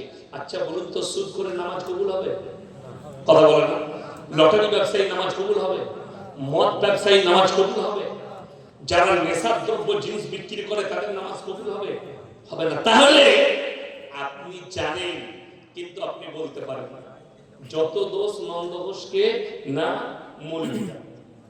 আচ্ছা বলুন তো, আপনি যদি বলেন যে মৌলভী সাহেব এমন একটা কথা বলে দেন, প্রসেস বলে দেন, যেন সুদখোর সুদ না খায়, লটারিওয়ালা লটারি না বেচে, মদখোর যেন মদ পান না করে, মদ বিক্রি না করে, এমন কোনো প্রসেস আছে? প্রসেসটা আছে, আপনি মানতে পারবেন না, মৌলভীরা দিয়ে দিবে। আমি দেবো প্রসেসটা, কিন্তু খুব কঠিন, মানতে পারবেন না। 1 নম্বর, মসজিদ কমিটিকে প্রতি বাড়ি বাড়ি লোকের সই নিতে হবে। কিসের? আমরা রেগুলেশন করেছি, খাতাতে যে লোক লটারি ব্যবসা করবে তাকে আমরা সমাজে মিশতে দেব না, মসজিদের কোনো চাঁদা তার দেব না, ইমামের পালা খাওয়ানো হবে না, ভালো মন্দতে তাকে রাখবো না। যে লোক সুদের কারবার করবে, করবে কি? যে মসজিদের সেক্রেটারি, সে মালি জড়িত। আমি বললি খারাপ, খারাপ বলবি, গালি আমাকে যত পারবি। আমাদের বর্তমানের কথা বলছি, আমি মসজিদের নাম করব না। মসজিদের পাশে 40টা পুকুর, এই 40টা পুকুর আছে, 40টা তাল গাছ। কটা? 40টা। এই শীতকালে খেজুর গুড় হয় না রসটা খায়। আচ্ছা শুধু খেজুর গুড় হয় না, মদ বিক্রিও হয়? খেজুর গুড়ের রসটা তাড়ি হয় না? তাড়ির নাম তো মদ, তালের হয়।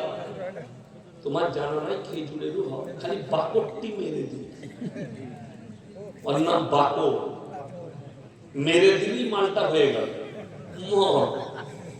তো 40টা তাল গাছ, মসজিদের সেক্রেটারি সাপাচার, দাড়ি তো নাই, হারাম করে এক ওয়াক্তের নামাজ পড়ে। ইমামকে জিজ্ঞেস করলাম তোর মসজিদে মুসল্লি কটা? বলছে 7.5টা, মানে একটা অর্ধেক আছে, ছোট ভাই। শীতকালে ফজরে কটা? বলে কেউ না। মাইকটা খুলে দিয়ে ইমাম সাহেব শোয়, যেমন ভূত এমন পেশ। আমি তাকে জিজ্ঞেস করলাম, হ্যাঁ ভাই তোর দাড়িগুলো এত ছোট হয়ে যাচ্ছে কেন? মানে ইমাম সাহেব দাড়ি কাটছে, কারণ তোর দাড়িগুলো ছোট হয়ে যাচ্ছে। বলছে 3000 টাকা আবার কত বড় করবো এক থেকে। আমার তুই ঠিক বলেছিস, যেমন রূহ তেমন ফেরেশতা, যেমন ইমাম তেমনি মুক্তাদি, যেমন মুক্তাদি তেমন ইমাম।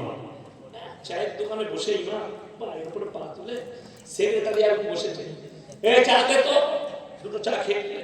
চা খাওয়া হয়ে গেল। মসজিদের সেক্রেটারি ইমামকে সিগারেট দিচ্ছে। হুজুর এক কানালে দে, 2 নাম্বার চা আছে। সে মসজিদে কত বড় কথা হবে? এই 40টা গাছ। আমাদের দেশের যারা আদিবাসী ভাই আছে তারা দেখবেন রস টাঙে না ব্যবসা করে, তো লিজে দিয়েছে। কত করে?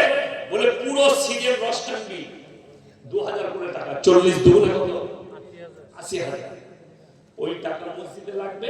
আর সেই সাঁওতাল ভাইকে বলে দিয়েছে প্রত্যেকদিন আমাকে 10টার সময় আমাকে এক হাঁড়ি দিবি, মানে মালু মদ খা। মসজিদের সেক্রেটারি, কষ্টটা তো ওইখানেই আমাদের দেশে।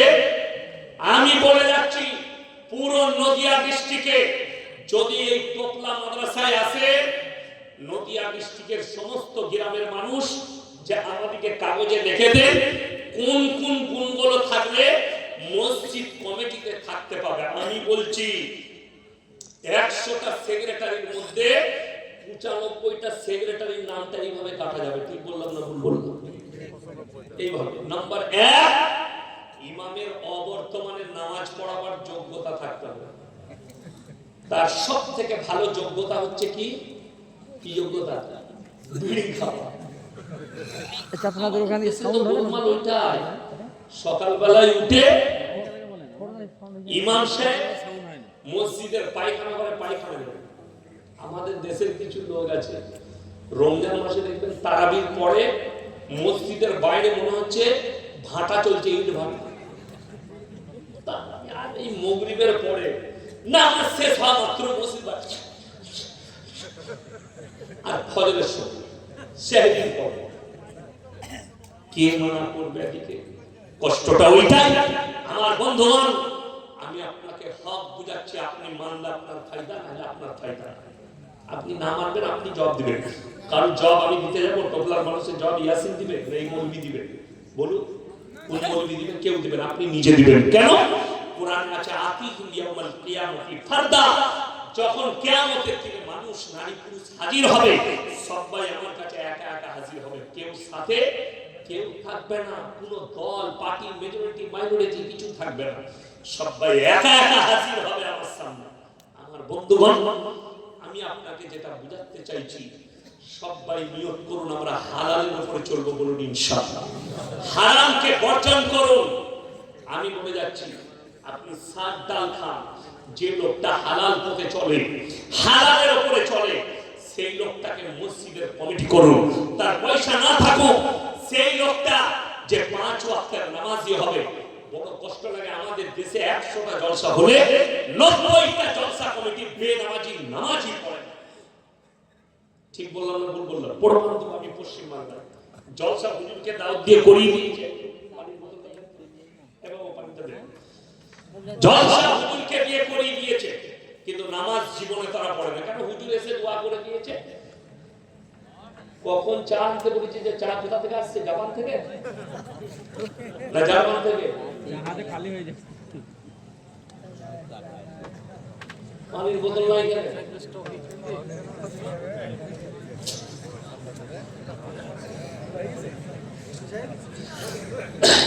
আমার গাড়িতে আছে, ড্রাইভারকে বললি দিয়ে দিবে, আমার গাড়িটা এখানে লাগানো আছে। এক পেটি পানিতে এখানে রাখা থাকবে।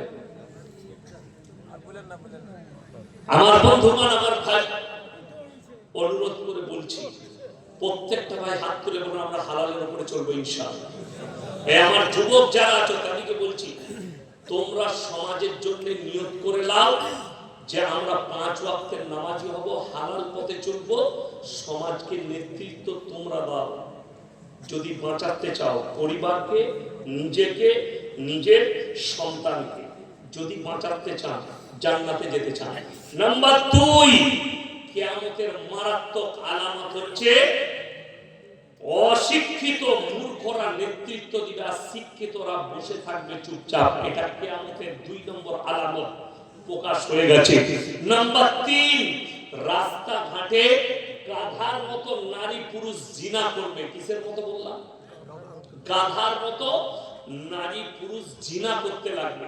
আল্লাহর নবী সাহাবীরা বললেন, ইয়া রাসূলুল্লাহ, এমন কি যুগ আসবে? নবীজি বললেন 100% এবং অবশ্যই আসবে। যাদের কাছে অ্যান্ড্রয়েড মোবাইল আছে, বড় মোবাইল, তারা নিশ্চয়ই জানেন কিছুদিন আগে আমাদের ভারতবর্ষে একজন ভালো লোকের গাড়ি থেকে নামিয়ে রাস্তার হাইওয়ের উপরে জিনা করতে শুরু করেছিল। সিসি ক্যামেরায় ভাইরাল হয়েছে, ধরা পড়েছে, তার নামে কেসও হয়েছিল। বিসমিল্লাহ। এরকম একটা হাজারো, রাতের বেলায় কজন জাগে জানেন? সারা রাত কে কে জেগে থাকে? কুকুর। কুকুর সারা রাত জাগে না? জাগে না? কুকুর, বক্তা, পুলিশ, এই 3 জন আমরা ঘুরে বেড়াই সারা রাত। কুকুর, বক্তা, পুলিশ, 3 জন ঘুরে বেড়ায়। গোটা পশ্চিম বাংলা গাড়ি দিয়ে ঘুরি, রাস্তায় হাইওয়েতে দিল্লি রোড, আপনার পলাশী থেকে 34 নম্বর চাপলে বুঝতে পারবেন রাস্তার উপরে কুকুরের মতো জিনা চলছে। দামি দামি লোক পয়সা দিয়ে জিনা করছে। কিয়ামতের মারাত্মক আলামত। নাম্বার 3, পরকিয়া বেড়ে যাবে। নারী পুরুষের মধ্যে পরকিয়া বেড়ে যাবে। নাম্বার 4, হালাল হারাম আওলাদের সমাজটা ভর্তি হয়ে যাবে। কিসে বললাম? হারাম আওলাদে। যদি বলেন কেমন করে, বলে দিই।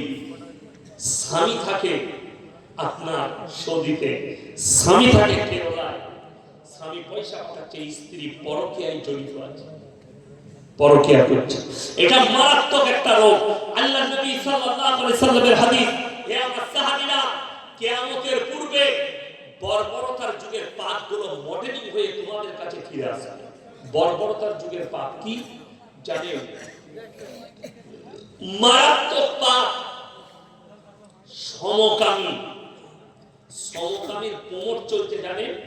মোবাইল খুলবেন, মোবাইলে ফেসবুকে অ্যাড দেওয়া হচ্ছে। কিসে? সমকামী। নাম করব না। ভারতের একজন ভালো ডাক্তার, কপালে টিকে লাগানো আছে, তিনি অ্যাড দিচ্ছেন তিনার ভাষার দ্বারা যে তোমরা যদি চাও এই অ্যাপসে যোগাযোগ করো, তোমরা যারা পুরুষের সঙ্গে মিলিত হতে চাও, সমকামীতে লিপ্ত হবে, তোমরা এই অ্যাপসটা ডাউনলোড করো। জানেন পৃথিবীতে সবথেকে প্রথম কে প্রমোট করেছে? এই সমকামীর প্রমোট কোথা থেকে হয়েছে? কোন দেশ থেকে? কথা বলে না? কোন দেশ থেকে হয়েছে? আমেরিকা। কোথায় বললাম? আমেরিকা। আর অ্যাপস তৈরি করেছে, তার নাম হচ্ছে চায়না। আপনারা মনে করছেন ভারতের মুসলমানের উপরে শুধু অত্যাচার হচ্ছে? পৃথিবীতে সব থেকে বেশি অত্যাচার হয় চায়নার উইঘুরের মুসলিমদের উপর। তাদের মুখে শুয়োরের মাংস পর্যন্ত ভরে দেওয়া হয় রমজান মাসে। তাদের কোরআনকে লাথি মেরে ফেলে দেওয়া হয়, নামাজের অবস্থায় হত্যা করে দেওয়া হয়। উইঘুরের মুসলিম দিকে চায়নায় সব থেকে বেশি মুসলিমদের উপরে পৃথিবীতে অত্যাচার হয় চায়না। কেন? তারা ধর্মে বিশ্বাসী নয়। চাইনাটা মার্ক্সবাদ। আমার বন্ধুগণ, সমকামী এই পাপটা কবেকার? আজকের নয়, নবীজির যুগের নয়, হযরত ইউসুফ নবীর যুগের নয়, ইব্রাহিম নবীর যুগের নয়। এই পাপ হচ্ছে হযরত লূত নবীর কওম কওমের পাপ। কোরআনের ইতিহাস খুলে দেখুন, আল্লাহ তাআলা রুটির মতো পাল্টিয়েছিল তার কওমকে। কোথায়? যারা স্কুল কলেজে পড়াশোনা করেন, আমার স্টুডেন্ট আছে, সেই ভাই বোনকে বলবো, পৃথিবীর ম্যাপ যদি তোমার বাড়িতে থাকে খুলবে, একটা সাগরের নাম দেওয়া হয়েছে মরা সাগর, যে সাগরের মধ্যে কোন পোকা মাকড় কীট পতঙ্গ জন্মায় না। এরকম সাগর আছে না? আছে পৃথিবীতে। ম্যাপটা খুলে দেখে নেবেন। ওই সাগরের উপরে আল্লাহ হযরত লূত নবীর কওমকে পাল্টালেন এবং তারা এতটাই অভিশপ্ত যে সেইখানে তারা বিষাক্ত বলে সেখানে একটা পোকা মাকড় জন্মায় না। দুজন নবীর বিবি জাহান্নামে যাবে। কজন বললাম? তাড়াতাড়ি বলুন, আপনারা আশ্চর্য হবেন। নবীরা জান্নাতি না জাহান্নামী? কথা বলে না? নবীরা জান্নাতি, নবীরা নিসবাত, কিন্তু আল্লাহ কোরআনে লাকিব টেনে দিয়েছেন দুজন নবীর বিবিকে জাহান্নামে দেব। তাদের মারাত্মক চারটা অপরাধ। নাম্বার 1, আল্লাহকে অবিশ্বাস করা। নাম্বার 2, তার নবীকে অবিশ্বাস করা। নাম্বার 3, লূত নবীর বিবির অপরাধ হচ্ছে সমকামিতে লিপ্তানো। নাম্বার 4, মায়েরা ভালো করে 4 নম্বরটা শুনেন, স্বামীর অবাধ্যতা করা। বর্তমানে বেশিরভাগ মায়েরা শুনবেন, যে মা বোন আমার বয়ান শুনছেন, বেশিরভাগ মা বোন জাহান্নামে যাবে এই যুগে দুটো কারণে। কটা কারণে বললাম? দুটো। 1 নম্বর হচ্ছে স্বামীর অবাধ্যতা, 2 নম্বর হচ্ছে বেপরদাহি। নবীজির হাদিসে আছে আখরি জামানায় নারীরা পোশাক পরবে, তারপরও তারা ন্যাংট থাকবে। কি থাকবে? কি থাকবে? ন্যাংট থাকবে। কোরআন খুলে নেন। দুজন নবীর বিবি, হযরতে লূত নবী, নূহ নবীর বিবির অপরাধ কি?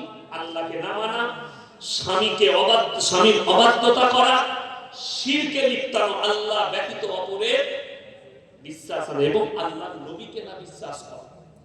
এই 4টা অপরাধ। কোরআন খুলে দারাবাল্লাহু মাসালান লিল্লাযীনা কাফারু ইমরাতান নূহিন ওয়া ইমরাতান লূত কানাতা তাহতা আবদাইনি মিন ইবাদিনা সালিহাইনি ফাকানাতাহুমা ফালাম ইউগনিয়া আনহুমা মিনাল্লাহি শাইয়্যা ওয়া কিলা আদখুলান নারা মা'আদ দাখিলিন।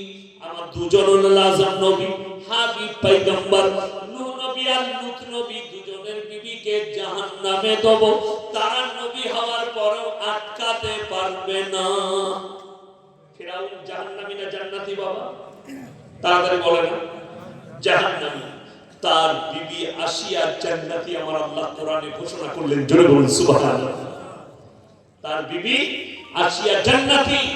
ওই জন্য শুনে রেখে আমাদের দেশে অনেকজন দেখবেন জানে না, ইলম কালাম নাই, স্টেজে বসে নিচের বয়ান করে দিবে।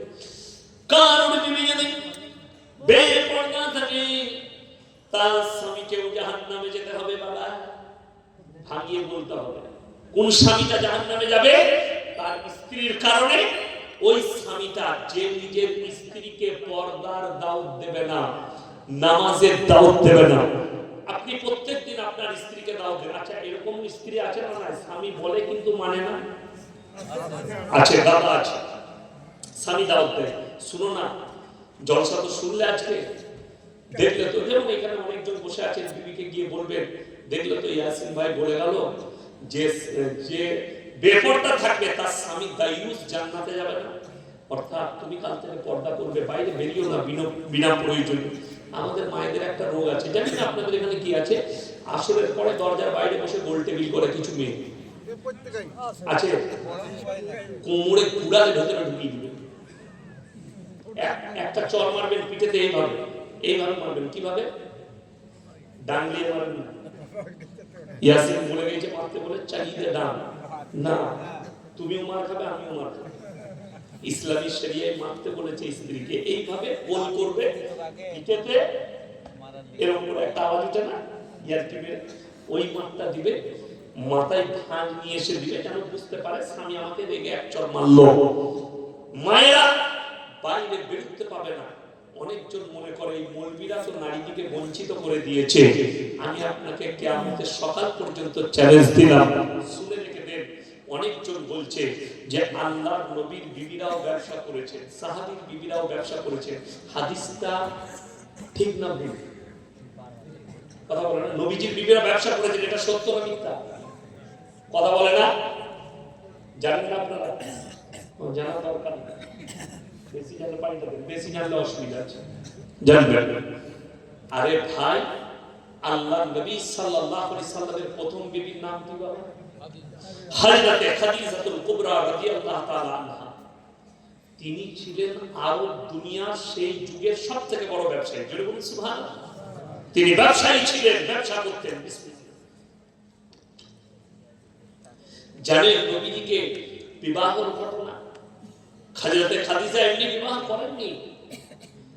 আল্লাহ নবী সাল্লাল্লাহু আলাইহি সাল্লাম উটের লাগাম ধরে হেঁটে যাচ্ছেন, উটের উপরে মাল চামানো আছে, উট যাচ্ছে, আর একদিকে 100টা উটের উপরে মাল যাচ্ছে, মালকিন হযরতে খাদিজা, আর উটের উপরে বসে আছে, তার সেবিকারা চারিদিকে আছে, তার কর্মচারীরা উট নিয়ে যাচ্ছে, তিনি উটের উপরে বসে। মুহাম্মদ সাল্লাল্লাহু আলাইহি সাল্লামের চেহারার উপরে নজর পড়ল। হাদিসে আছে হযরতে খাদিজা স্বপ্ন দেখেছিলেন। কি দেখেছিলেন? স্বপ্ন। কি স্বপ্ন? আসমান থেকে চাঁদটা যেন আমার আঁচলে এসে পড়ছে এবং এটা সঙ্গে সঙ্গে 4টা টুকরো হয়ে বেরিয়ে যাচ্ছে। চাঁদটা যেমনি আঁচলে পড়ছে, 4টা টুকরো হয়ে ভেঙে বেরিয়ে যাচ্ছে। স্বপ্নর ব্যাখ্যা নিজের ভাইকে জিজ্ঞেস করলেন, হে আমার ভাই, আমি এমন স্বপ্ন দেখলাম, আসমান থেকে চাঁদটা আমার কোলে পড়ছে, 4টা টুকরো হয়ে বেরিয়ে যাচ্ছে। তিনি বললেন যে তোমার পৃথিবীতে একজন মহামানবের সঙ্গে তোমার বিবাহ হবে এবং তোমার জটা সন্তান হবে, বেটা ছেলে সব মৃত্যুবরণ করবে। যেন বলুন সুবহানাল্লাহ। এটা তার স্বপ্নের ব্যাখ্যা। তিনি যেদিনে মুহাম্মদ সাল্লাল্লাহু আলাইহি সাল্লামকে দেখলেন, চেহারা দেখার পরে খাদিজা বলছেন, আমার মনে হলো যেন আমি কোনো চমৎকার নূরের দিকে তাকালাম। দাওয়াত দিলেন, আমি বিধবা, আপনাকে বিবাহ করতে চাই। নবীজি প্রস্তাব গ্রহণ করলেন। নবীজির বয়স 25 বছর, খাদিজার বয়স 40 বছর। কিন্তু শুনে রেখে দেন, বিবাহের পরে ব্যবসা করেছেন, কিন্তু যেদিন থেকে পর্দা ফরজ হয়েছে, সহিহ হাদিস, সেই দিন থেকে সাহাবী এবং নবীর বিবিরা পায়ের নখটা পর্যন্ত আর হুজরাখানা থেকে বের করেন। জোরে বলুন সুবহানাল্লাহ। পায়ের নখটা আর বের করেন, এটা সহিহ হাদিস, আগের হাদিস। এরপর যদি বলেন ওটাও তো একটা হাদিস, আপনার জানা নেই। মানুষের শেষ আমলটা ধরা হয়, কোন আমলটা? শেষটা, প্রথমটা নয়। কোরআন নিয়ে আসুন, কোরআন আমার মোবাইলে আপলোড করা আছে। কোরআনে আছে মদ খেলে ক্ষতি বেশি লাভ কম, আয়াত আছে। উদাহরণ দিই, আমাকে দাওয়াত দিয়েছে কমিটির লোক, এখন ভাই গেছিল, ইনি আমাকে ফোনে সকালে বললে, হুজুর আপনি কি খাবেন? আমি বললাম ভাই মাছ করবে। তো বললে আপনার লেগে ঠিক আছে, মাছ রান্না। সকালবেলায় গ্রামের কমিটি ছেড়ে বাজার যাবে, থানার পাড়া মাল কিনতে, ফল মাকুল ইত্যাদি ইত্যাদি নাস্তা, তার সঙ্গে বাজার। হুজুররা কি খাবে? তো লিস্টে লিখেছে 1 কিলো সাইজের ইয়াসিন সাহেবের লেগে একটা রুই মাছ লিখে, 1 কিলো সাইজের রুই মাছ ফদ্দই লেগেছে আর কি, লিস্টে চলে গেছে। সকালে ভাই সাহেব ফোন করলো আমাকে যে হুজুর আপনার লেগে রুই মাছ আনতে দিয়েছে। আমি বললাম ভাই আমি রুই খাই না, কাতলা আনা করাবো। এর তাড়াতাড়ি আমাকে ফোনটা কেটে ফোন লাগিয়েছে, এ হুজুর রুই খাই না, কাতলা কোচ, কাতলা নিবি। ফদ্দই কি লেখা আছে লিস্টে? রুই। আসছে কি মাছ? কাতলা। ফদ্দই কথাটা রহিত, হুকুম বাতিল হলো। কোরআনে আয়াতটা রহিত, তার হুকুম বাতিল করা হলো কখন? যখন আল্লাহ দ্বিতীয় হুকুম জারি করলেন, তোমাদের জন্য মদ স্পর্শ করা হারাম। আল্লাহ একবারে মদকে হারাম করেন। যখন বললেন খেলে ক্ষতি বেশি লাভ কম, সাহাবীরা কেউ মদ ছাড়েননি, বেশিরভাগ সাহাবী মদ খাচ্ছেন।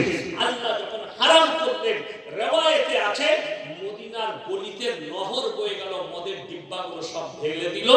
সেই দিন থেকে সাহাবীরা কেউ মদ স্পর্শ করেনি। জোরে বলুন সুবহানাল্লাহ। আয়াতটা রহিত, তার হুকুমকে বাতিল করা হলো।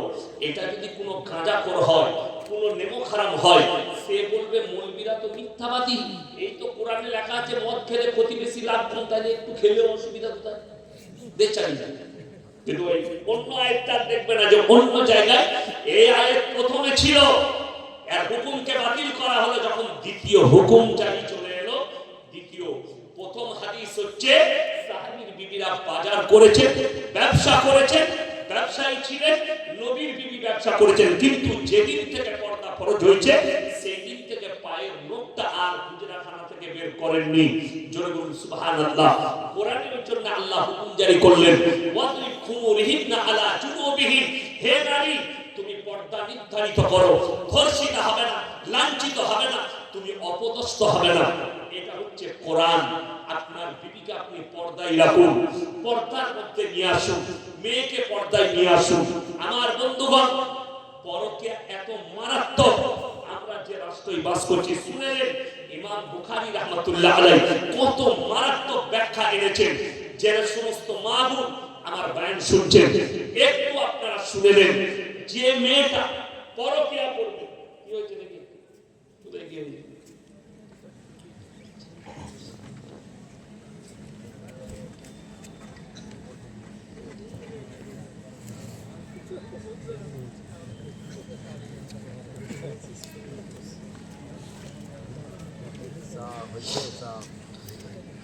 আসসালামু আলাইকুম প্রিয় হুজুর, আমি জানতে চাই 25,000 টাকা না হলে এটা খাওয়া না যাওয়া যাবে না, এমন ডিমান্ড রাখা কি উচিত? এটা কি শরীয়ত মোতাবেক সঠিক? আসলে করে উত্তর দেবেন। উত্তর আমার কাছে আছে, খুব সুন্দর উত্তর দিচ্ছি।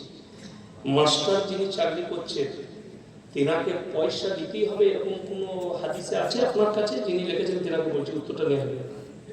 যে মাস্টার টিউশন পড়াচ্ছে ওটা পড়ানোটা সেবা নাকি? কথা বলে না, সেবা তো, তাহলে পয়সা কি করতে দিবেন? কথা বুঝতে পারেন না? পয়সা কিসের জন্য নিচ্ছে, কেন দিচ্ছে? সরকার নিজের বাপের টাকা দিচ্ছে না জনগণের টাকা দিচ্ছে? জনগণের টাকা দিচ্ছে। একটা ডাক্তার হয়েছে, তিনি সেবা করছেন না কি করছেন না? তো সেবা করার লেগে পয়সা লাগবে কেন? কথা বুঝতে পারেন না? সেবা তো, ডাক্তার সেবা করবে তাহলে তো পয়সা লাগবে না, ফি লাগবে কেন? তুমি সেবা করছো।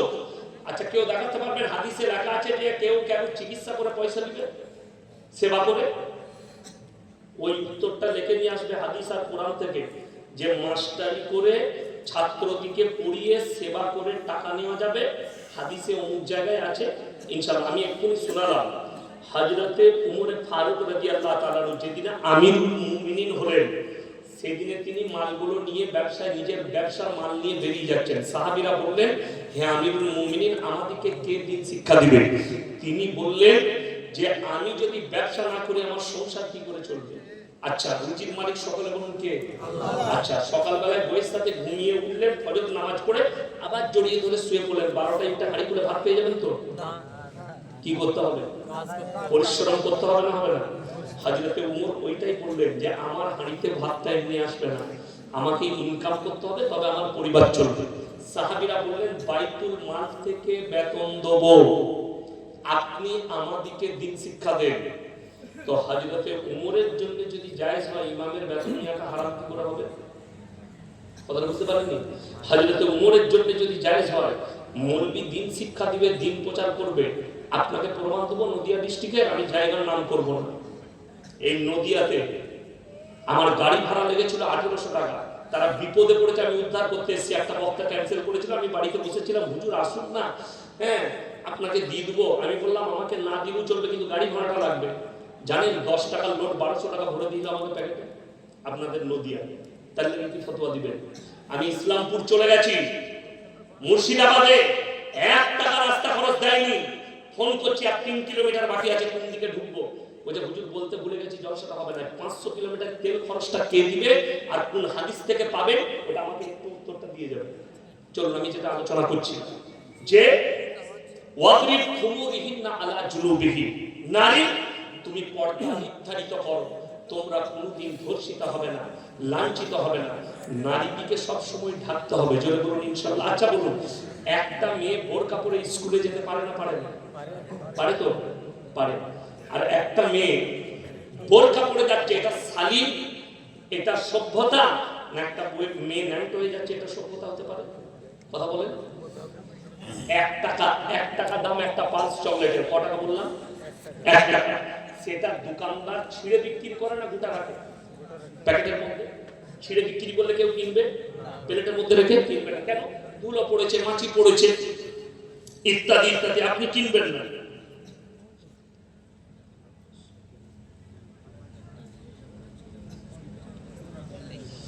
আব্দুল কাদের জিলানীর কবরের চারিদিকে 1400 একর জায়গায় কবরের আযাব কি মা? আজকের এক বক্তা এই কথা বলেছে, এই ব্যাপারে আপনার মতামত কি? একদম জাল কথা। যে বলেছে জাল বলেছে, তার কাছে দলিল থাকলে তাকে স্টেজে নিয়ে আসুন। যে বলেছে ভুল বলেছে।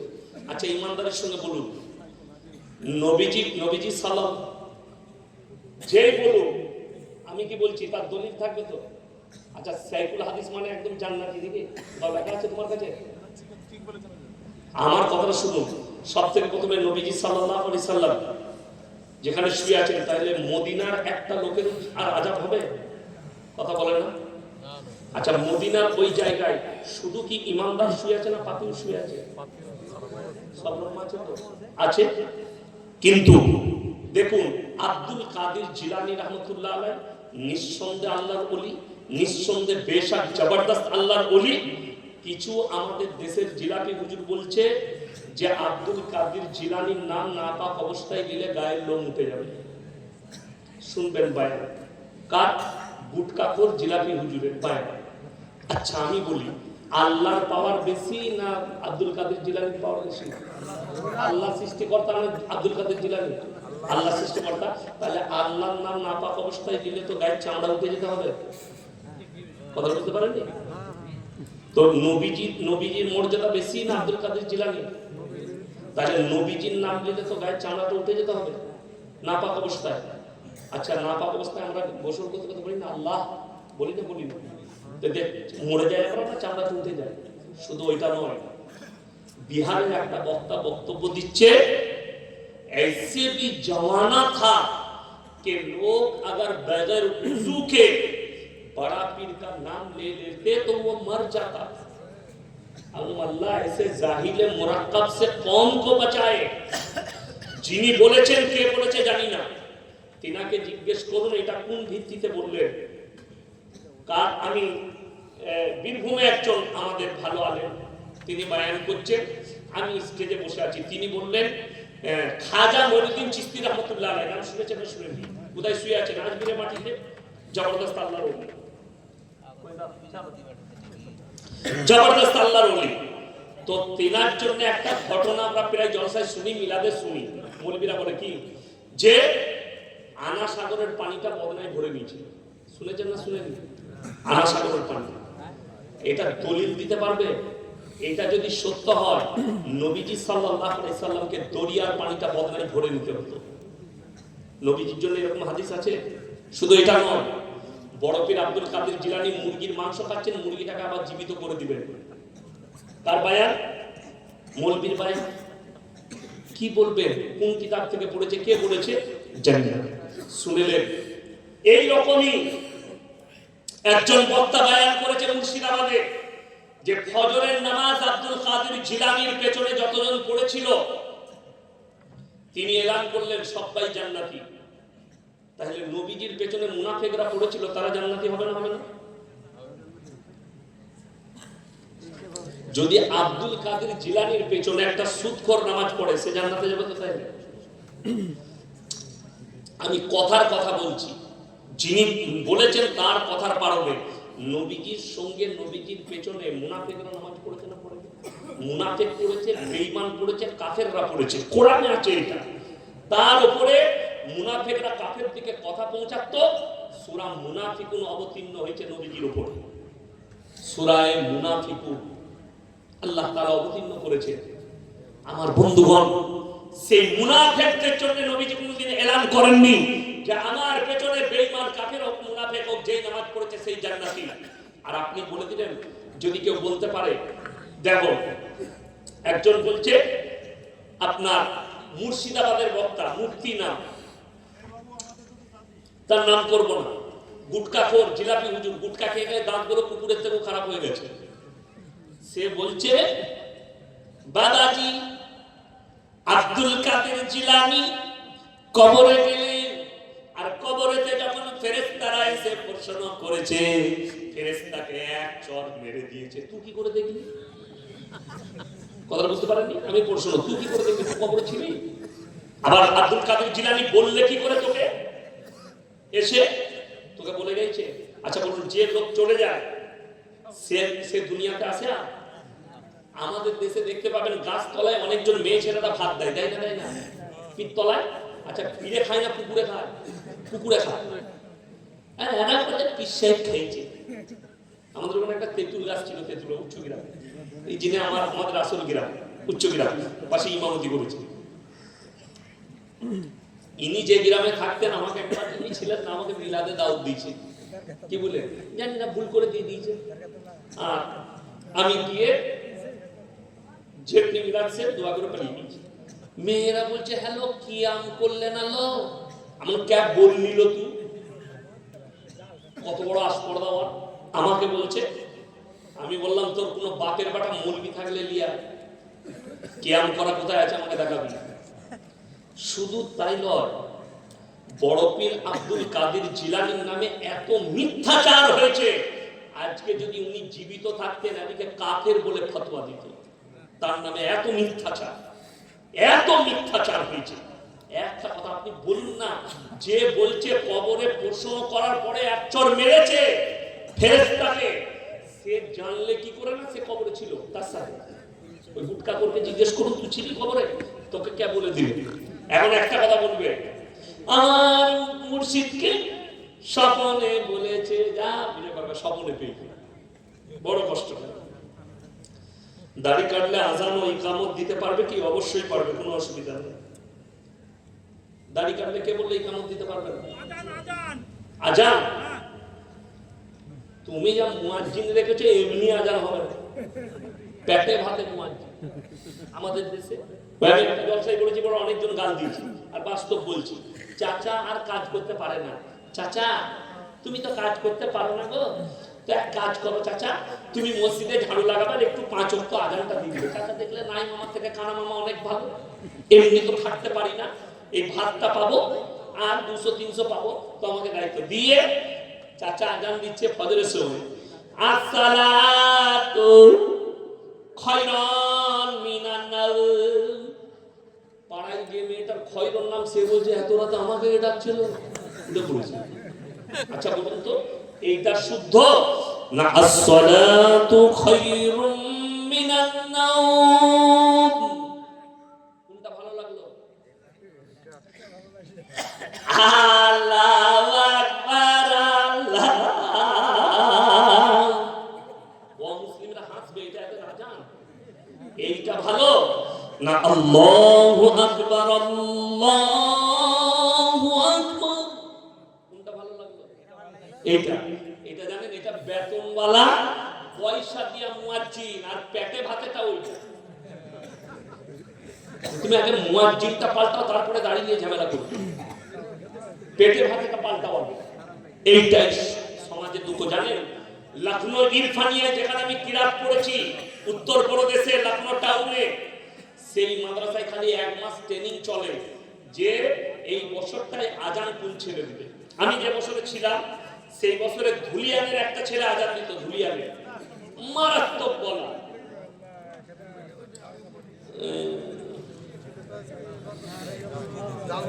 বিড়ি খাওয়া লোকের ইবাদত কবুল হবে কি? ব্যাংকের সুদটা কি করব? ব্যাংকে শুনে টাকা যদি ব্যাংকে রাখেন, সুদটা যদি পান, সুদটা আপনি খেতে পাবেন না। বিনা নেকির নিয়তে কোনো মাদ্রাসা মসজিদে পায়খানা করে দিয়ে দেবেন। কথাটা বুঝে কোথায় দিবেন?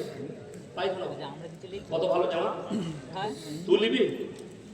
হ্যাঁ তোল দিয়া চলবে, বিয়েতে লাগিয়ে দিবি, বরযাত্রীকে খাইবি। বুঝে আমরা দিলে কি হবে? সুদের টাকা হার হালতে হারাম। এখন আপনি ভারতে বাস করছেন, একটা ব্যবসা করলে অ্যাকাউন্ট করতে হবে, হবে না? হবে না? আচ্ছা আমরা বুঝতে পারি না এই সুদেছে। ঝাড়খণ্ডের একটা মূর্তি আছে, তার নাম হচ্ছে গুটকা করে জাহিঙ্গীর, সে আবার বলেছে ওইটা খাওয়া যাবে। তো যাদের সুদের টাকা বেরোবে ওকে পাঠিয়ে দিবেন, ও খেয়ে অসুবিধা নেই। আমাদের চলবে না। বিড়ি খেলে ইবাদত হবে কি? আপনাকে আগে বলি, নেশাগ্রস্ত জিনিস হারাম। আমাদের আলেমদের দুটো তবকা, এক তবকা বলছে মাকরু, এক তবকা বলছে হারাম।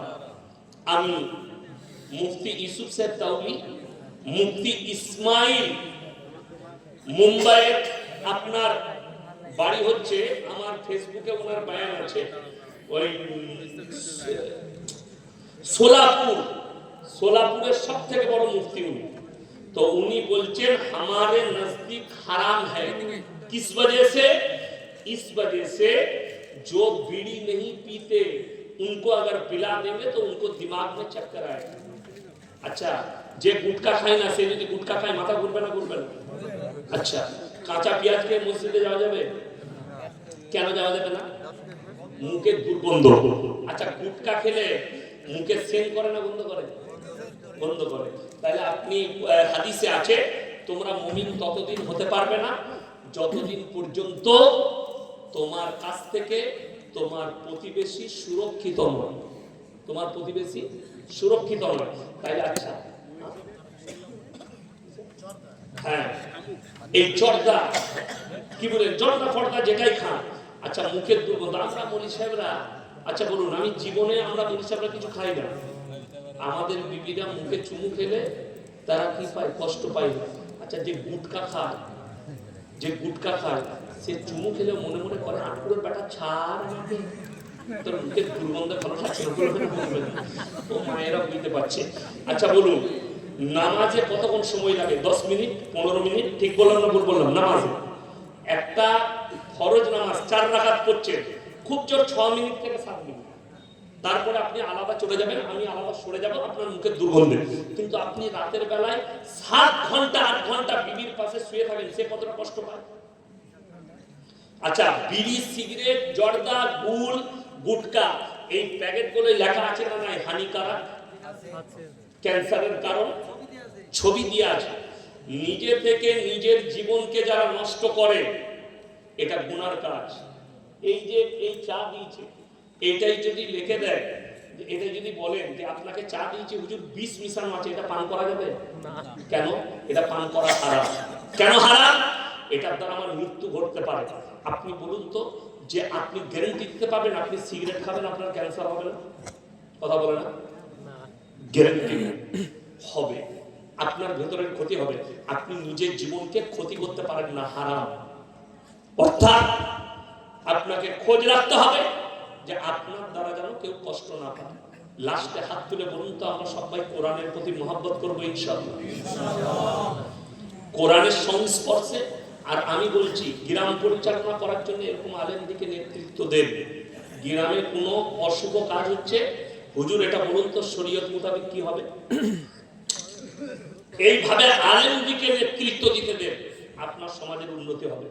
এই কোরআনের সাথে সবাই সম্পর্ক রাখবো ইনশাআল্লাহ? সবাই রাখবো তো? আমি বলছি, কোরআনে পারা কটা আছে? 30টা। একটা কোরআনে 500 টাকা করে দাম। 30টা কোরআন আমাকে দেন, আমি একটা গজল শোনাবো। আজিজুলের মতো পারবো না, তবে একটা শুনিয়ে দেবো। তাড়াতাড়ি উঠে আসুন, 500 করে টাকা দাম, 30টা কোরআন সে বলবো আপনাদের কাছে। লাস্টে মায়েরা যারা বসে আছেন, যটা পারবেন কোরআন পাঠা, 30টা কোরআন শুনি, তাড়াতাড়ি উঠে আসুন। 500 করে দাম, কে কে দিবেন? তাড়াতাড়ি। যদি না থাকে, ফোন পেতে থাকে, ফোন পেতে দিয়ে যান। আর তা না হলে ওয়াদা করুন, কালকে দিবেন, পরশু দিবেন। কি নাম বলুন? আবু বকর শেখ। একটা কোরআন শরীফ দেখুন, মাশাআল্লাহ, একটা হলো। 2 নম্বর কে আছেন? 500 টাকা, তাড়াতাড়ি আসুন।